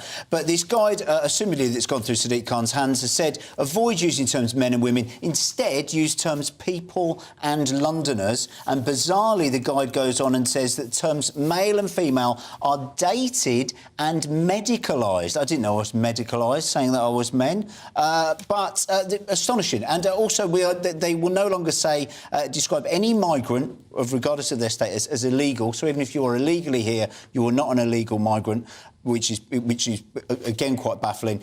But it's absolutely absurd thing where a spectacular own goal by Khan. I don't think anybody is lying awake in London worrying about whether or not somebody in a council office is calling somebody men. Well, you would be surprised. And Claire, my point I'm going to make about that, there are a list of terms and addresses and things that if you use, somebody will make it their business waking up today, particularly if you do the job that we do on television here, to say that you're being deliberately aggressive or discriminatory or whatever, and there will be an investigation.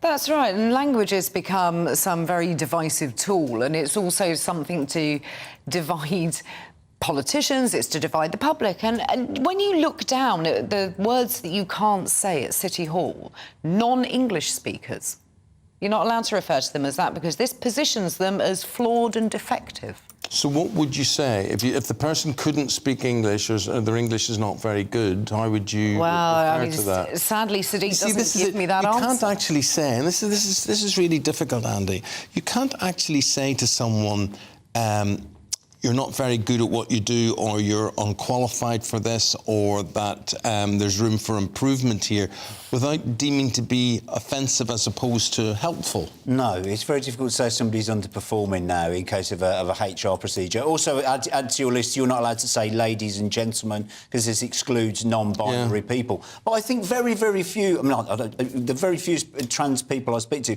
aren't bothered about this sort of stuff. They want to just get on with their lives. They hear the phrase ladies and gentlemen. They're not struck into tears by it or anything. And this nonsense, and it is nonsense because it doesn't put money in anyone's bank, doesn't necessarily make anyone feel particularly more included. It just constantly stalls processes because at the start of every other meeting you have this procedure of what are we going to say, what we're not going to say. Every single release or email that goes out, people are second and third guessing themselves. People are then worried about being persecuted or lose their job or lose a promotion because they say the wrong thing or the wrong word. And it stops being about doing the actual job. Public officials should be about fixing the problems that people go to bed worrying about and staring at the ceiling thinking about, not this sort of rubbish of what word fits. But I do think you're right, Eamonn, when you say that you can't say certain things anymore. Now, if you go back to when I was at school, which was a long time ago, my report quite often said would do better if could stop talking. I was decreed to be fundamentally lazy. I wouldn't achieve anything in life. And my parents just looked at it and said, well, what are you going to do about this? They didn't go and have a go at the teachers. They didn't say, oh, don't worry, dear, we know that you're not like that. They said, well, you need to pull yourself together, you need to do better. And I grew up thinking, well, OK, I'm going to prove them wrong. But it didn't do me any harm. It didn't damage me as an individual. And I think that sometimes we're treating people a little softly, a little too softly. We're worried about hurt feelings, when actually sometimes a bit of straight talking can make you a much better person. OK, as long as you don't say ladies and gentlemen. Andy, Nadine Dorris, she's got a column in the Daily Mail, and obviously she's on this honours list. As a matter of fact, she was on this honours list. She's not on this honours list. She was turned down. How aggrieved is she about it? What has she revealed today about that? Yeah, she's not the first lady to lose out on a promise from Boris Johnson, but she makes a very, very valid point. She said she's an elected official. She said she comes from a council estate in Liverpool where she grew up not having the right shoes, etc., etc. It's Boris shoes to go to school. She spent years as a nurse, and she's on this honours list. We're always saying that people from different backgrounds different experiences should be in the House of Lords, and whether or not you agree with Nadine Dorris's political opinion, she has had an impressive rise into government. And she said that she was promised that she was going to be in the House of Lords. Boris Johnson said it was going to happen, and then magically something happened with Rishi Sunak and his team, and then now she's not. And I know, Claire can talk about the machinations of how these things work with her political experience, but Nadine does make a valid point. She says the sinister forces that stopped me, a girl born into poverty in Liverpool, from reaching the Lords. And if you had a look at the honours list, there are rather more people on there who did sort of 18 months in government, who've got an award, etc. Charlotte Owens, this was I felt sorry for her yesterday. It was trending, questioning whether she was his daughter or his lover, which was totally, obviously unfair. It is unfair. And disrespectful. But,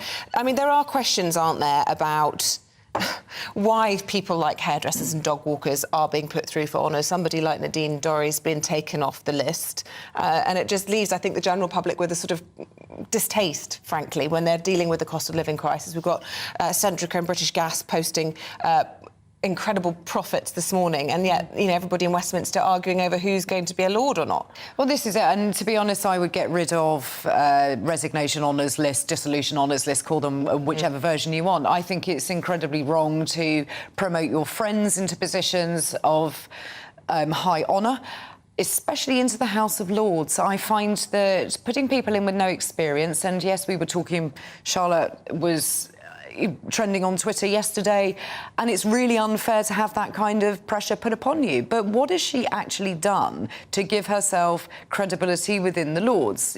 Surely you want your upper chamber to be full of people who can actually offer some expertise. Doesn't matter which area it is. I think that younger people do need to come in, but I do think that we need to stop honouring people's mates just for that reason. What has Boris Johnson's hairdresser actually done to give them honour to have an MBE? Put up with working in the House of Commons with a lot of MPs. She is lovely. She works very hard. She's a great person. But I think to honour a hairdresser, especially when you're looking at somebody with the hair of Boris Johnson, I feel that there's a little bit of comedic value to that. And also, all of the people on the list, correct me if I'm wrong, whether it's the guy that ran quintessentially, who was the sort of unofficial minister for getting donations to the Conservative Party, were all just attached to Boris. There wasn't any sort of captains of industry, there wasn't anybody who's been levelling up in the north, there wasn't even any of the nurses that saved his life in the ICU. It's, oh, you're an advisor for 18 months, you brush my hair, you walk my dog, in you go. And they're life peers. It's not just, a bit of cash and a title. You're life peers, and you can sit and judge on legislation for this generation, the generation and the generation beyond. OK, let's talk about something, Claire, about... I don't know if you're a drinker or a wine drinker or not. Isabel certainly is. And the shame. The thing about this is because you live off fizzy pop all day long, I have one glass of wine of an evening, and Isabel, apparently it's good for me. You're supping the devil's buttermilk. Remember that. Remember that. The interesting thing is, though, one minute there'll be advice. I've read all this through the years. Wine is good for you. Wine is bad for you. Don't touch this. Have 2 glasses and it'll be brilliant. Have no glasses or you'll be dead. What's the latest advice on this, Claire? Well, this is unwinding with a glass of wine after a tough day may do more good, so it's going to take the stress off you. And it's researchers from the Massachusetts General Hospital in the US found that the part of the brain which responds to threat displayed fewer stress signals in those people who had a glass of wine. So if you have it to unwind, it's going to reduce your stress and therefore the impact on your heart. But as Eamonn says, we keep getting every 6 months, it feels like, that wine is good for you, wine is bad for you, gin is good for you, gin is bad for you. Sugar is good for you, sugar is bad for you. So I think anything in moderation, I think that's how we should look at it. Is it sensible? Well, that's for everybody to decide. Personal responsibility comes into a lot of these things. The big question I want to ask is, how big is the glass? Yeah, that's a good point. So glass, I mean, is it a goldfish bowl? Is it a thimble? And what would you recommend, Claire, as a wine? Is there like a type red, white, rosé? If I'm going to drink, I'd drink rosé. I'm a bit very pale. I'm a bit sissy like that. I was going to say on a hot day, a chilled rosé, absolutely superb. I don't drink a very large amount of wine, to be honest. I do prefer a gin and tonic. That's not what your husband tells me. I wouldn't believe my husband for 1 second. A nice gin and tonic on a hot day is also very, very lovely. What do you reckon? I'm a pale rosé girl. What about you? I'd be honestly cold beer. It's something cold. For heaven's sake. Cold. Yeah. What have we got time for? How many more stories? Well, UFOs, I want to hear about that. You want to go to UFOs, Claire? Yeah, well, this is the most important story of the day. And you can mock all you want, Miss Isabel, but I'm telling you, they've been here, they've visited us, they're giving us AI, and they'll take over the world with it. That's what will happen. A UFO that crashed in Italy 100 years ago was hushed up by the Holy Father, the Pope, according to a US Air Force intelligence chief. Tell us more. I think this is probably one of the most important stories that we'll cover this morning. This is a downed spaceship which was recovered in Italy in the 1930s and was taken off to the Vatican for safekeeping and was then covered up, according to a former US intelligence officer, which just goes to show that they've been out there, they've been looking for intelligent life, they landed at the Vatican. Who knows what would have happened next? I just love the fact on the front page we have E.T. dressed up as a pope. Why not? Why not have these things? I love stories about UFOs. I'm absolutely fascinated by it. The fact that it could crash into Italy, that it's a cover-up by the top of the Catholic Church. Realistically, is it going to have happened? I'm not quite so convinced. But I do love all these stories and the photographs that come out of all of this. And everybody's going to have them. And everybody's going to have seen something in the sky. So I think we need more of those. The thing I take away with this story is they've got E.T. dressed up as the Pope, right? Yeah.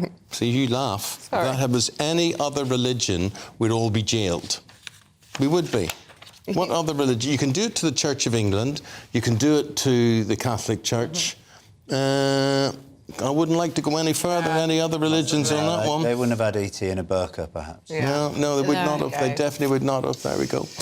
Guys, thank you very much indeed. Go in peace to love and serve the Lord, both of you. Thank you very much. Right, we're talking about Loneliness Awareness Week now. It's taking place this week, and a light is being cast on suicide prevention. Now, the latest figures tell us there were over 5,000 suicides registered in England and Wales just 2 years ago, with women aged 24 or under seeing the largest increase since official statistics began. And why that's a shock is that's normally the domain or an area where young men are prone to dying. Well, let's speak to the CEO of Grassroots Suicide Prevention, Rachel Swan. Good morning to you, Rachel. Look, there's nothing more sobering, really, to talk about, is there, than suicide prevention? As Eamonn said, it used to be, the big silent killer of under 40-year-old men. That they were the most likely. But to see this increase in women under the age of 24, do we understand what's driving this? Thanks so much, Eamonn and Isabel, for having me on the show today. Yeah, it's really devastating in terms of the rising rates. We know that 1 in 5 of us, so any one of us, could suffer from suicidal thoughts during our lifetime. And we are seeing changes. So middle-aged men are still the highest risk, but it's now the biggest killer of the under 35s. And the rates in women are growing. So we need to be taking more action and doing that now. We know that most people who reach the point of crisis really want their pain to end, but not their lives. The point of crisis, that's a very, very sensitive, good term. Rachel, why is it increasing amongst young women, that point of crisis? I think that, from all of the research, there is a magnitude of reasons for that. And often when people do reach that point of crisis, they've really had a whole range of struggles. That could be anything from a childhood trauma to a marital breakdown or experiencing domestic violence. We know through the pandemic, there's been a really big increase in domestic violence. So there's a whole range of issues that have culminated in that person reaching that point of crisis. People that you come into contact through your work who have either tried unsuccessfully to take their own lives or who have thought about it and have managed to get themselves, however it may be, out of that black hole. What is the feedback you get from them about how grateful they are that they didn't end up taking their lives? And I ask you that because there will be people listening this morning who are feeling hopeless. And I think it's hearing from those people that have managed to pull themselves out that has real power.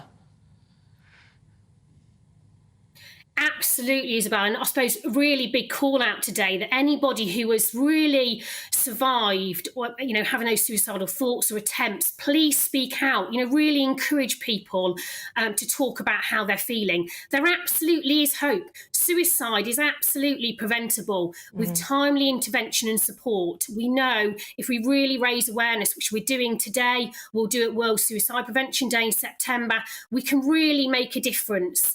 And it's really about having those life-saving conversations, and anybody can learn those skills. On our website, we've got a suicide prevention hub and also a free real talk film. And it will take you through the steps you can take in terms of having that conversation, in creating the safe space, in terms of how to encourage that dialogue and not interrupt and have a free conversation, and then really look at how you support somebody. Rachel, you can see... Stay Alive mobile. Sorry, go on, Eamonn. No, I was going to say, we can see what this means to you and how passionate you are about this and how you have, witnessed and experienced and talked to people about all of this. And I also know that the provision for people to counsel is just like impossible. It's the people who are there overstretched, they're underpaid, there's just not enough of them. Why are you guys called grassroots? What do you mean by grassroots? Yeah, I suppose we are a grassroots organisation. We stemmed from Brighton, but we've grown nationally in terms of what we offer in terms of training and campaigning and supporting people. So it's that community level we feel, and we're really passionate about community level support. So suicide is a societal issue, and actually everybody can help reduce suicides by learning the skills to do that. And that's where that really comes from, Eamonn. Rachel, got to break off from you. We've got a developing news story just underway, which you'll appreciate when you hear this. But Rachel Swan, we appreciate your passion and your caring, and good luck to you and your organisation, Grassroots Suicide Prevention. Thank you very much indeed. Good luck. Alex Eakin has your forecast for you next, and after that we'll have all the latest on that ongoing serious situation that the emergency services are dealing with in Nottingham. Don't go anywhere. Morning, I'm Alex Deakin. This is your latest weather update from the Met Office for GB News. Sunny, hot and humid sums up the weather today for most, but like the last couple of days, some thunderstorms are likely to develop, particularly for Northern Ireland and Western Scotland, but most will stay dry. Kind of under the influence of high pressure, but across the UK, not a lot of isobars on the chart, which means there isn't any strong winds blowing, which means it's turned a bit misty in places through the night, and some mist will affect coasts through the day. There's still one or two showers knocking about from yesterday's downpours as well, but they'll tend to fade through the morning. However, through the afternoon, there is the potential for the thunderstorms to come back across Western Scotland and the west of Northern Ireland. There's a Met Office warning in place here. Very hit and miss, but downpours nonetheless. For the vast majority, most places will stay dry and sunny and very warm. We could get up to 30 Celsius, certainly high 20s in places. Coasts will be a little cooler. Still the potential for thunderstorms through this evening across Western Scotland and Northern Ireland. They'll tend to steadily fade through the evening. So again, most places becoming dry overnight. Again, quite a warm and humid evening, but just showing signs of turning a little cooler, certainly in central and eastern parts. A bit more comfortable for sleeping here tonight. And then Wednesday is another sunny day for most places. Still possibly one or two showers in the far northwest over the Western Isles, and parts of the northeast of Scotland may be a little misty at times too. The chance of a little bit of mist elsewhere around coast, but for most places, blue skies for most of tomorrow, and feeling pretty warm once more. Again, perhaps not quite as hot as today. Temperatures more likely in the mid to high 20s across the south, and just over 20 across parts of the north. And that slightly cooler air moves in through the rest of the week. Plenty more sunshine to come, only the small chance of a shower in the northwest, and just a little cooler, but still pretty warm. Coming up on Dan Wootton tonight, I'm taking the show on the road. We'll be live in Lee with Liz Truss this Thursday, where the former Prime Minister will escape the Westminster bubble to be quizzed live by you, our amazing GB News viewers. We're going to listen to what people are saying about how we grow Great Britain. Join us at 9 o'clock on Thursday the 15th of June, me and Dan Wootton. We're on GB News. Look forward to seeing you then. GB News, Britain's news channel.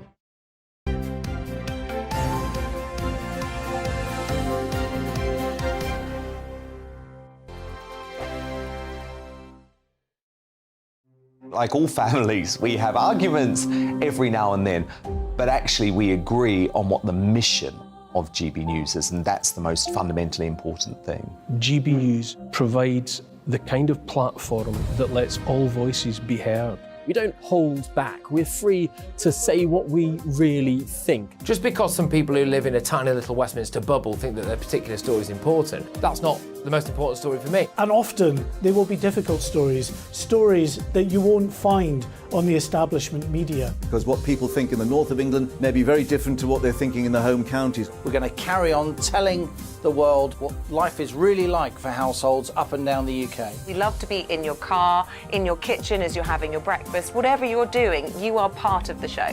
If it matters to you, it matters to us. Britain's watching. Britain's watching. Britain's watching. We're proud to be GB News, The People's Channel. Britain's news channel.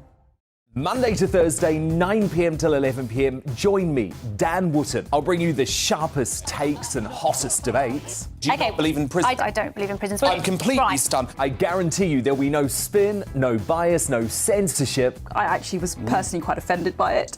And no reason to go to bed. So I guess they've always been quite woke. That's Dan Wootton tonight on TV, radio and online. Monday to Thursday from 9 p.m. till 11 p.m. on GB News. The People's Channel. Britain's news channel. In a world of dull and predictable radio and TV shows. Oh, hi. On Mark Dolan tonight, we've got big guests. We drill into the big stories of the day.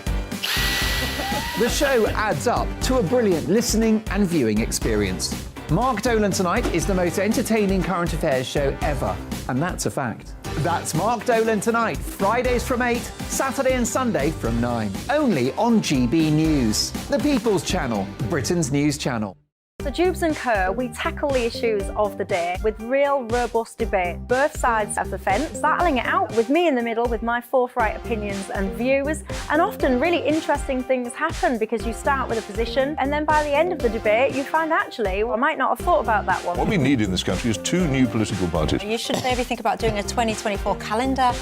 I'm Michelle Dewberry and I'm keeping you company right through until 7 o'clock this evening. GB News, the People's Channel, Britain's watching. Westminster is going around in ever-decreasing circles, followed by the media. Britain is broken. How on earth did we get into this mess? But more importantly, how do we get out of it? Join me at 7 p.m, Mondays to Thursdays on Farage, here on GB News. We will have open, rational debate. We've got to work out how Britain moves forward from this. Join us here on GB News, the People's Channel. Britain is watching. You've probably seen politicians interviewed 1,000 times, but we do it differently. We find out who they really are, we don't shout, we chat, and hopefully we bring a bit of light, not just heat. Did you know Kate Moss? Apparently. Do you have a pair of jeans or a pair of jeans? No, of course I don't. What would I do with them? My friends are like, oh my God, what's she doing now? Join me every Sunday at 6 for Gloria Meets, only on GB News, the People's Channel, Britain's news channel.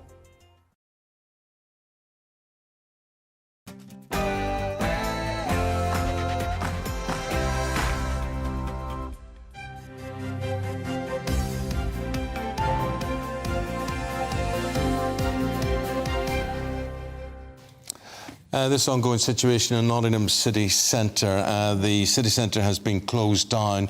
Lots of police presence there. The transport system shut down as well. We will be able to bring you more on this very, very shortly. Yes, in fact, we've been hearing from an eyewitness, a student in the city centre who has reported seeing a van being shot by police, the driver being tasered and then pulled to the ground, a backpack being taken and a weapon taken from it. Now, we haven't been able to independently confirm that from the authorities, but an eyewitness, a credible source, has told us that that is what has unfolded during this huge, ongoing and what's being described as serious incident in Nottingham city centre. As Eamonn said, 6 roads closed at the moment, including the tram system as well, and the public are being urged to stay away from the centre of the city. In fact, we can speak to that eyewitness on the line, a student. They don't want to be named. But good morning. Welcome to the programme. Tell us what you've seen. Thank you. Yeah, so we woke up this morning at about 5:30 in the morning to what sounded like gunshots. And we We ran to the window and there was armed police running out of what looked like an undercover car. And then the suspect, whoever was in the van, then tasered and dragged out by them, and then later arrested. Right. Okay. Did you? We understood that shots had been heard towards the van. Is that what you heard, or what was the incident? Yeah. So that's what initially woke us up. We didn't actually see any gunshots or anything, but it certainly sounded like them, and the glass was all smashed in the van. I mean, you say this was a plane-covered police car. So basically, they obviously were observing what was going on or following this white van, and you saw an arrest happening. Yeah, so he was then taken out of the van once he was tasered, and they had the cuffs on him and they arrested him. I didn't see the person who it was, but I saw them arrest him from behind. Yeah. We can exclusively show you footage from our eyewitness that we have on the line, which we can bring you now. We obviously haven't had this, I should stress, again, we haven't had this confirmed from the police that this is the ongoing serious incident that they're dealing with. But as you can see, these are the pictures that you shot, were they, sir, from your window earlier on. Tell us what we're seeing.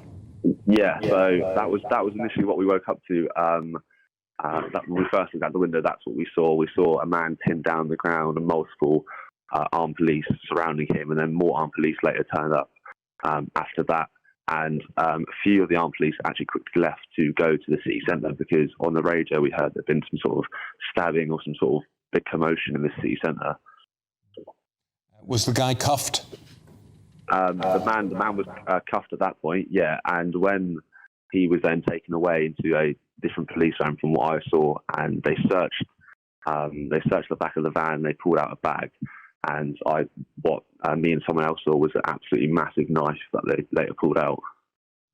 OK, wow. So what we're hearing then, a single man in that van, as you can see on the windscreen there, what looks and appears to be cracks on the windscreen. We don't know if there were shots fired or if that was from the taser. Circled there, we can see somebody on the ground you were describing, and we could see in your footage there the police detaining somebody. And then, to use your words, an absolutely massive knife being taken out of his backpack. Can you give us a rough age or description of the person that you saw at all?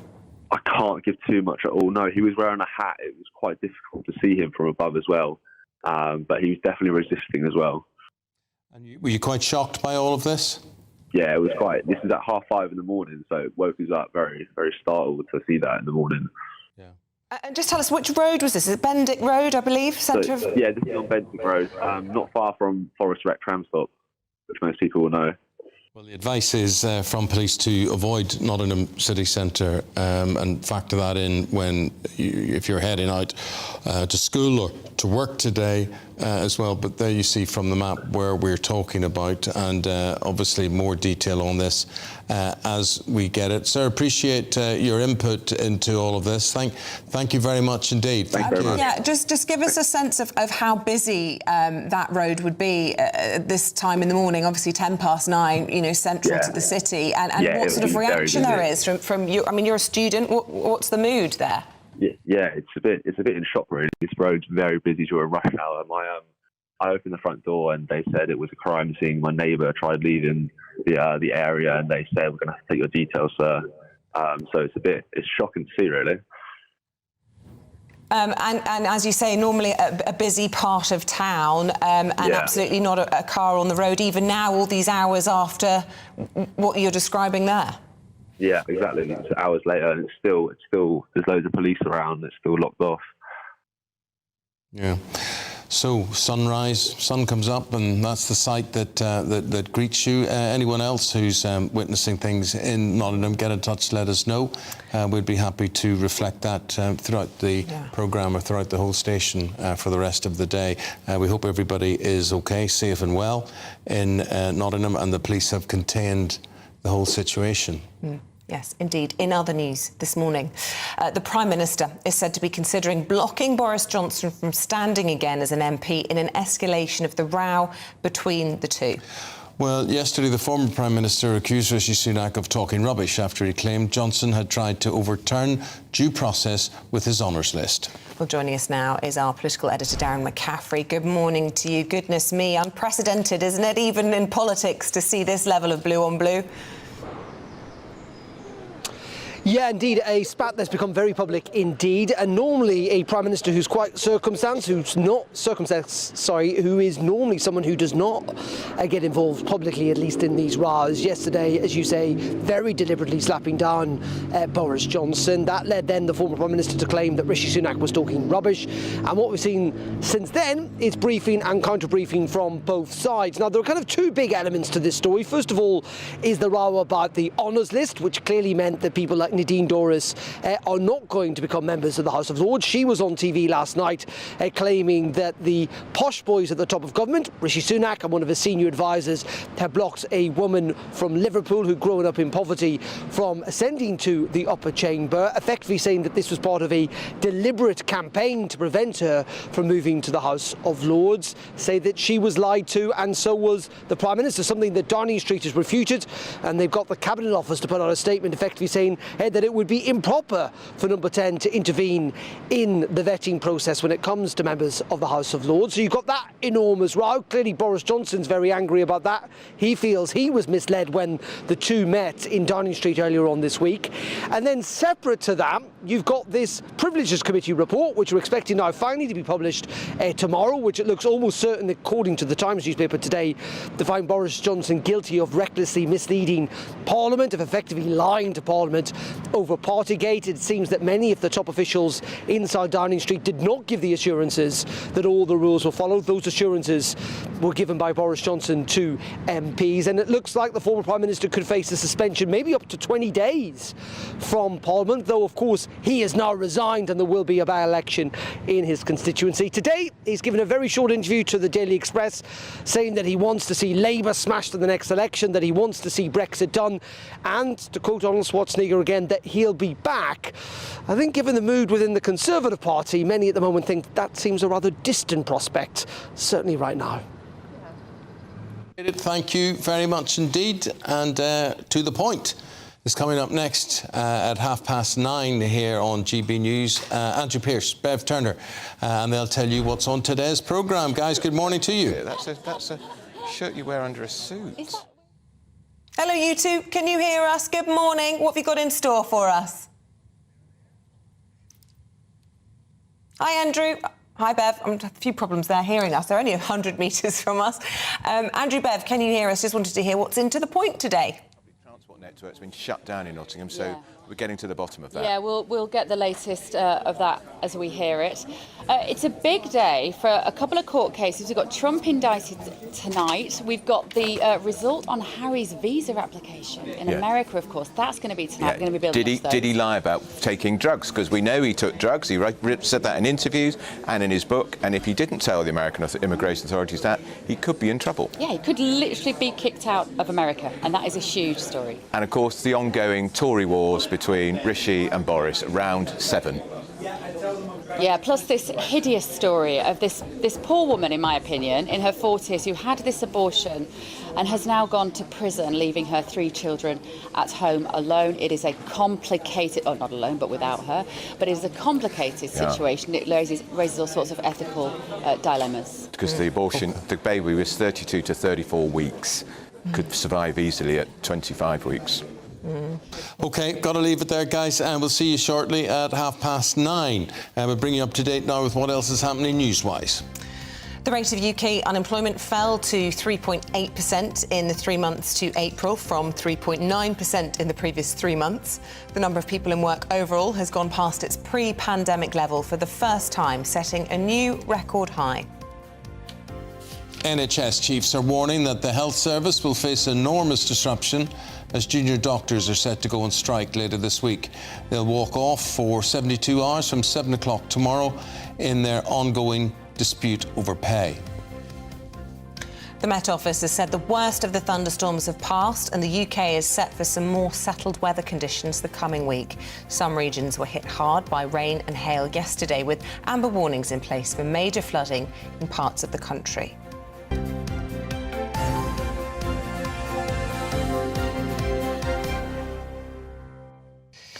Let's now cross over to the Labour Shadow Secretary for Culture, Media and Sport. That's Lucy Powell.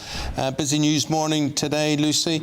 And you're talking about the AI situation, which we thought we were dealing with yesterday when the Prime Minister was addressing the conference at the QE2 Centre, and it went in a whole different direction. What's the message you're trying to get out here today? Well, Keir Starmer's speaking at that Tech Week conference this morning, right now in fact, and he'll be talking about the opportunities of AI, you know, how it can bring about more productivity and efficiencies in our economy, how it can transform our public services and enable us to do a lot more things more effectively and faster and more accurately.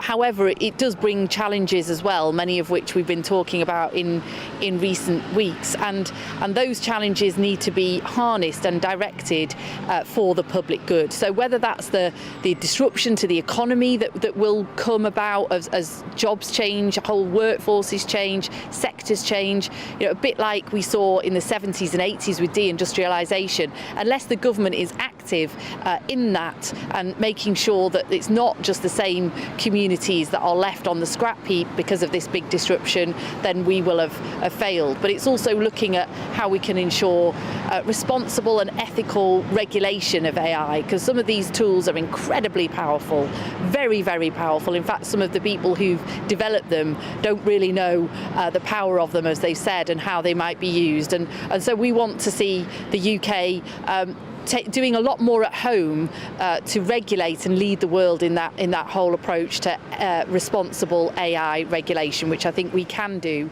but we aren't walking the walk at home at the moment. We aren't putting in place some of those pieces of legislation we could be doing. Right, OK. I mean, the Prime Minister would say that, you know, he really does want to lead the world on this. He was raising it in Washington just last week and addressing the same conference yesterday, talking about the importance of innovation as well as regulation. The only thing I can detect really different from what you're saying Sir Keir Starmer will say to the same conference today is around the protection of jobs. That sounds like a new area, particularly that Labour's focusing on. Well, that is a big area. But first of all, I mean, let me just take on what you say about Rishi Sunak. I mean, this government produced an AI white paper 2 months ago. It's already completely out of date. Even the Prime Minister recognises that, because it ducked all these big questions about regulation. We've got a data bill going through Parliament at the moment. All these systems are built on data. It doesn't even mention AI, and there's no real strategy there about using data for the public good and bringing about responsible AI. We've had the online safety bill, the last bit of digital regulation that we had. It's taken 5 years. It's still struggling through Parliament at the moment, and the government watered it down massively at the last minute. So our track record at home, our actions at home, do not befit the rhetoric of what the Prime Minister is trying to promote around the world. But yes, your other point is absolutely right. We feel very strongly that these big moments of change in our economy, these big disruptions, you really do need a Labour government that is active, working in partnership, prepared to intervene, to protect communities and to protect the many, if you like, rather than just the few, from these big disruptions, so that we can all enjoy the benefits and they're not unequally felt, and it's not just in the interests of big tech, which is what I worry has been happening under this Conservative government. Well, Lucy, these sound like fine words, you know, securing people's livelihoods and their futures and all that sort of thing, but there's no doubt AI will cost jobs as well. How do you see people being integrated into the whole process to protect their communities and protect their careers? Well, absolutely. You're absolutely right there, Eamonn. There will be massive disruption. Lots of jobs that are being done at the moment will be being able to be done more effectively by automation and by AI. And that's why you've got to have a whole economy approach here. You've got to have a plan to reskill people, because most of the jobs of the future, if you like, these opportunities that will come from AI will be done by the current workforce, not a future workforce, but by today's workforce. So we need a real strategy on skills, and Keir's going to be saying more about that this morning. We need this approach to ensure that that communities, that those same communities benefit from the new opportunities, and that's why you need an industrial strategy. You need a plan for the whole economy that the Labour Party has been developing. This government hasn't got that, to ensure that the new jobs are created in the same communities, in the same places, and for the same people, who are then able to be reskilled and access those new jobs of the future, and that we don't, as I say, just see all the benefits going to a small few, while it's the many that pay the price for it. And that's why we need this whole approach that I think the Labour Party is putting forward, and it's not the approach we're seeing from the government. Just finally, I know you've been doing the rounds with the media this morning, but whilst you have been doing that, big developments coming to us from Nottingham, serious ongoing incidents being dealt with by the emergency services. I don't know if you have anything else that you can tell us, or indeed any thoughts you'd like to share on that. Well, I only know the same as what I've been hearing on your programme and others about what's happening, and obviously it's incredibly concerning. These kind of incidents cause a great deal of worry, and we can just only hope that our fantastic security services and public services have got in there quickly, and that there isn't a more serious incident unfolding in terms of people's well-being and lives. Well, we echo that, Shadow Secretary of State. Thank you very much indeed. Lucy Powell is responsible for digital culture, media and sport with the Labour Party. And we're going to take a break there. Right after that, the very latest from Nottingham. Police closed off an area. The city centre is in lockdown, and GB News is told the Home Secretary is being kept across events there. We'll have all the latest in a moment.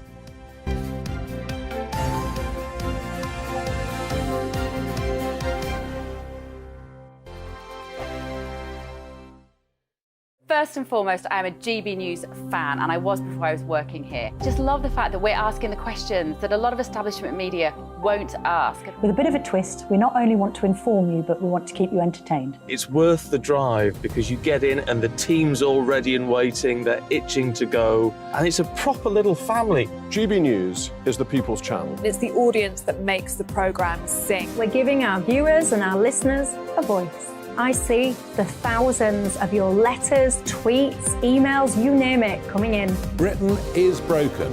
How on earth did we get into this mess? But more importantly, how do we get out of it? The establishment had their chance. Now we're here to represent you. It's time for something different. It's time for GB News. I'm very patriotic. I believe in Britain. Our best days lie ahead. Britain's watching. Britain's watching. Join us here on GB News. The People's Channel. Britain's news channel. Join me, Patrick Christie's, Monday to Friday, 3 till 6. We tackle the day's news agenda like you've never seen before. It's high tempo, high octane, the most controversial topics and the best guests. You will not be able to take your eyes and ears off it. I'm not afraid to ask the questions that you really want answered. 3 till 6 p.m, Monday to Friday on GB News, the People's Channel, Britain's news channel. I'm Andrew Doyle. Join me at 7 o'clock every Sunday night for Free Speech Nation, the show where I tackle the week's biggest stories in politics and current affairs with the help of my 2 comedian panellists and a variety of special guests. Free Speech Nation, Sunday nights from 7 on GB News, the People's Channel, Britain's news channel. GB News has its own late-night paper preview show, Headliners, where comedians take you through the next day's top news stories. You don't have to bother reading the newspaper, we've got it covered for you. Headliners, every night at 11 p.m, and repeated every morning at 5 a.m. We won't send you to sleep like some of the other paper review shows out there. GB News, the People's Channel, Britain's news channel.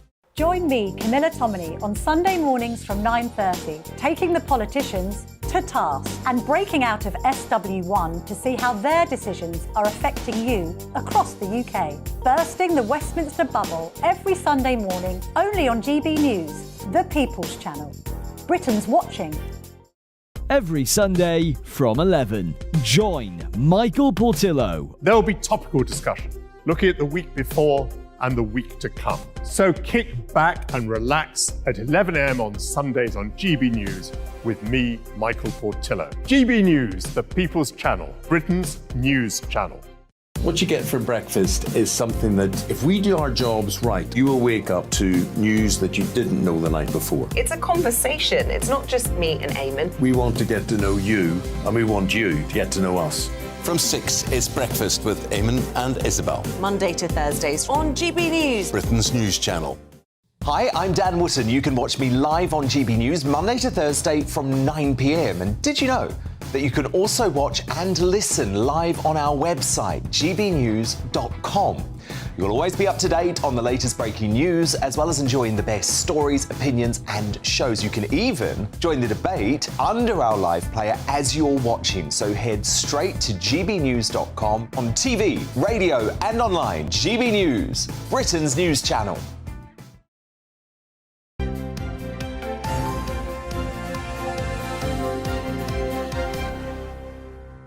Tuesday morning, major incident, Nottingham city centre. It is in lockdown. Police are there at the scene. We believe one man has been detained. Yes, let's get all the latest now from Dan Falvey, who's been monitoring this story for us. And Dan, we've been hearing from an eyewitness in the last half an hour who described seeing a van being stopped by undercover police. What more was he telling us? Yeah, so we need to be clear that we're still, nothing's been confirmed by the police. Yes. This has all been done by an eyewitness who's spoken to GB News, and what they saw was around 5 minutes away from the city centre, he saw armed police detaining a man outside a van. He says that he then saw some of these police then move, it appeared, to the city centre, which is currently on lockdown. We don't know fully what's gone on, but what we know is that the police have declared this major incident. There were armed police there, the fire services there, and paramedics are there.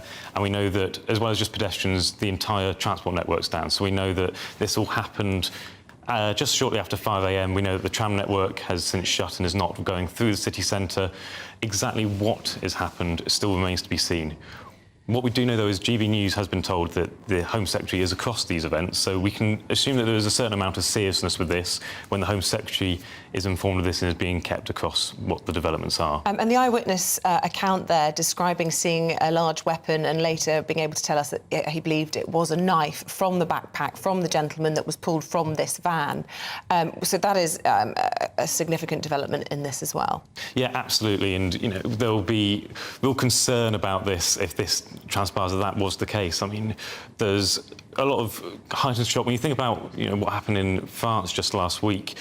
People are concerned about these sort of attacks and the idea that, you know, of knives on the streets, and if that is what transpires, then, you know, there will be serious concern across the community about this this incident. An unmarked police car involved in all of this. It suggests that this van was being tracked probably as well. And as we say, then what transpired is the shots seem to have been fired. The windscreen of the van is broken and a man dragged from the vehicle, and he was handcuffed. Yes, absolutely, handcuffed. Shortly, around a 5-minute drive from the city centre, which is where the major incident is taking place. He was handcuffed straight outside the van. He was dragged from that vehicle. There was quite dramatic images from that video that eyewitness sent in to GB News. Yeah, and we can see those pictures now. And as you did say, and it is worth reiterating, we haven't yet had this confirmed from the authorities, but the eyewitness testimony is this. Let's have a listen in to what they told us earlier. This morning at about 5:30 in the morning to what sounded like gunshots, and we ran to the window and there was armed police running out of what looked like an undercover car, and then the suspect, whoever was in the van, then tasered and dragged out by them, and then later arrested. Right, OK. Did you?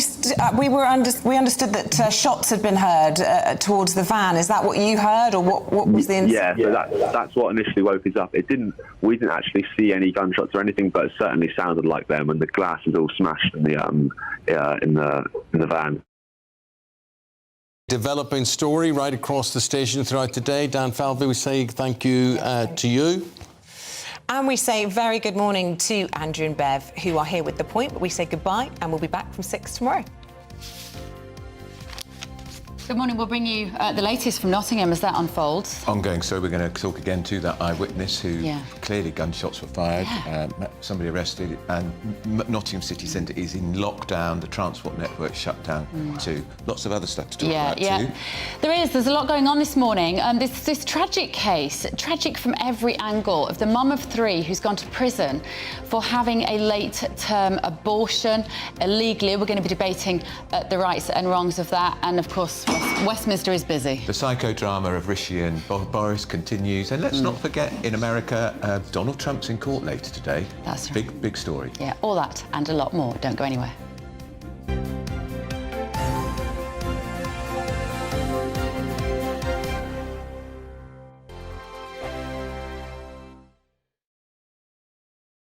Like all families, we have arguments every now and then, but actually we agree on what the mission of GB News is, and that's the most fundamentally important thing. GB News provides the kind of platform that lets all voices be heard. We don't hold back. We're free to say what we really think. Just because some people who live in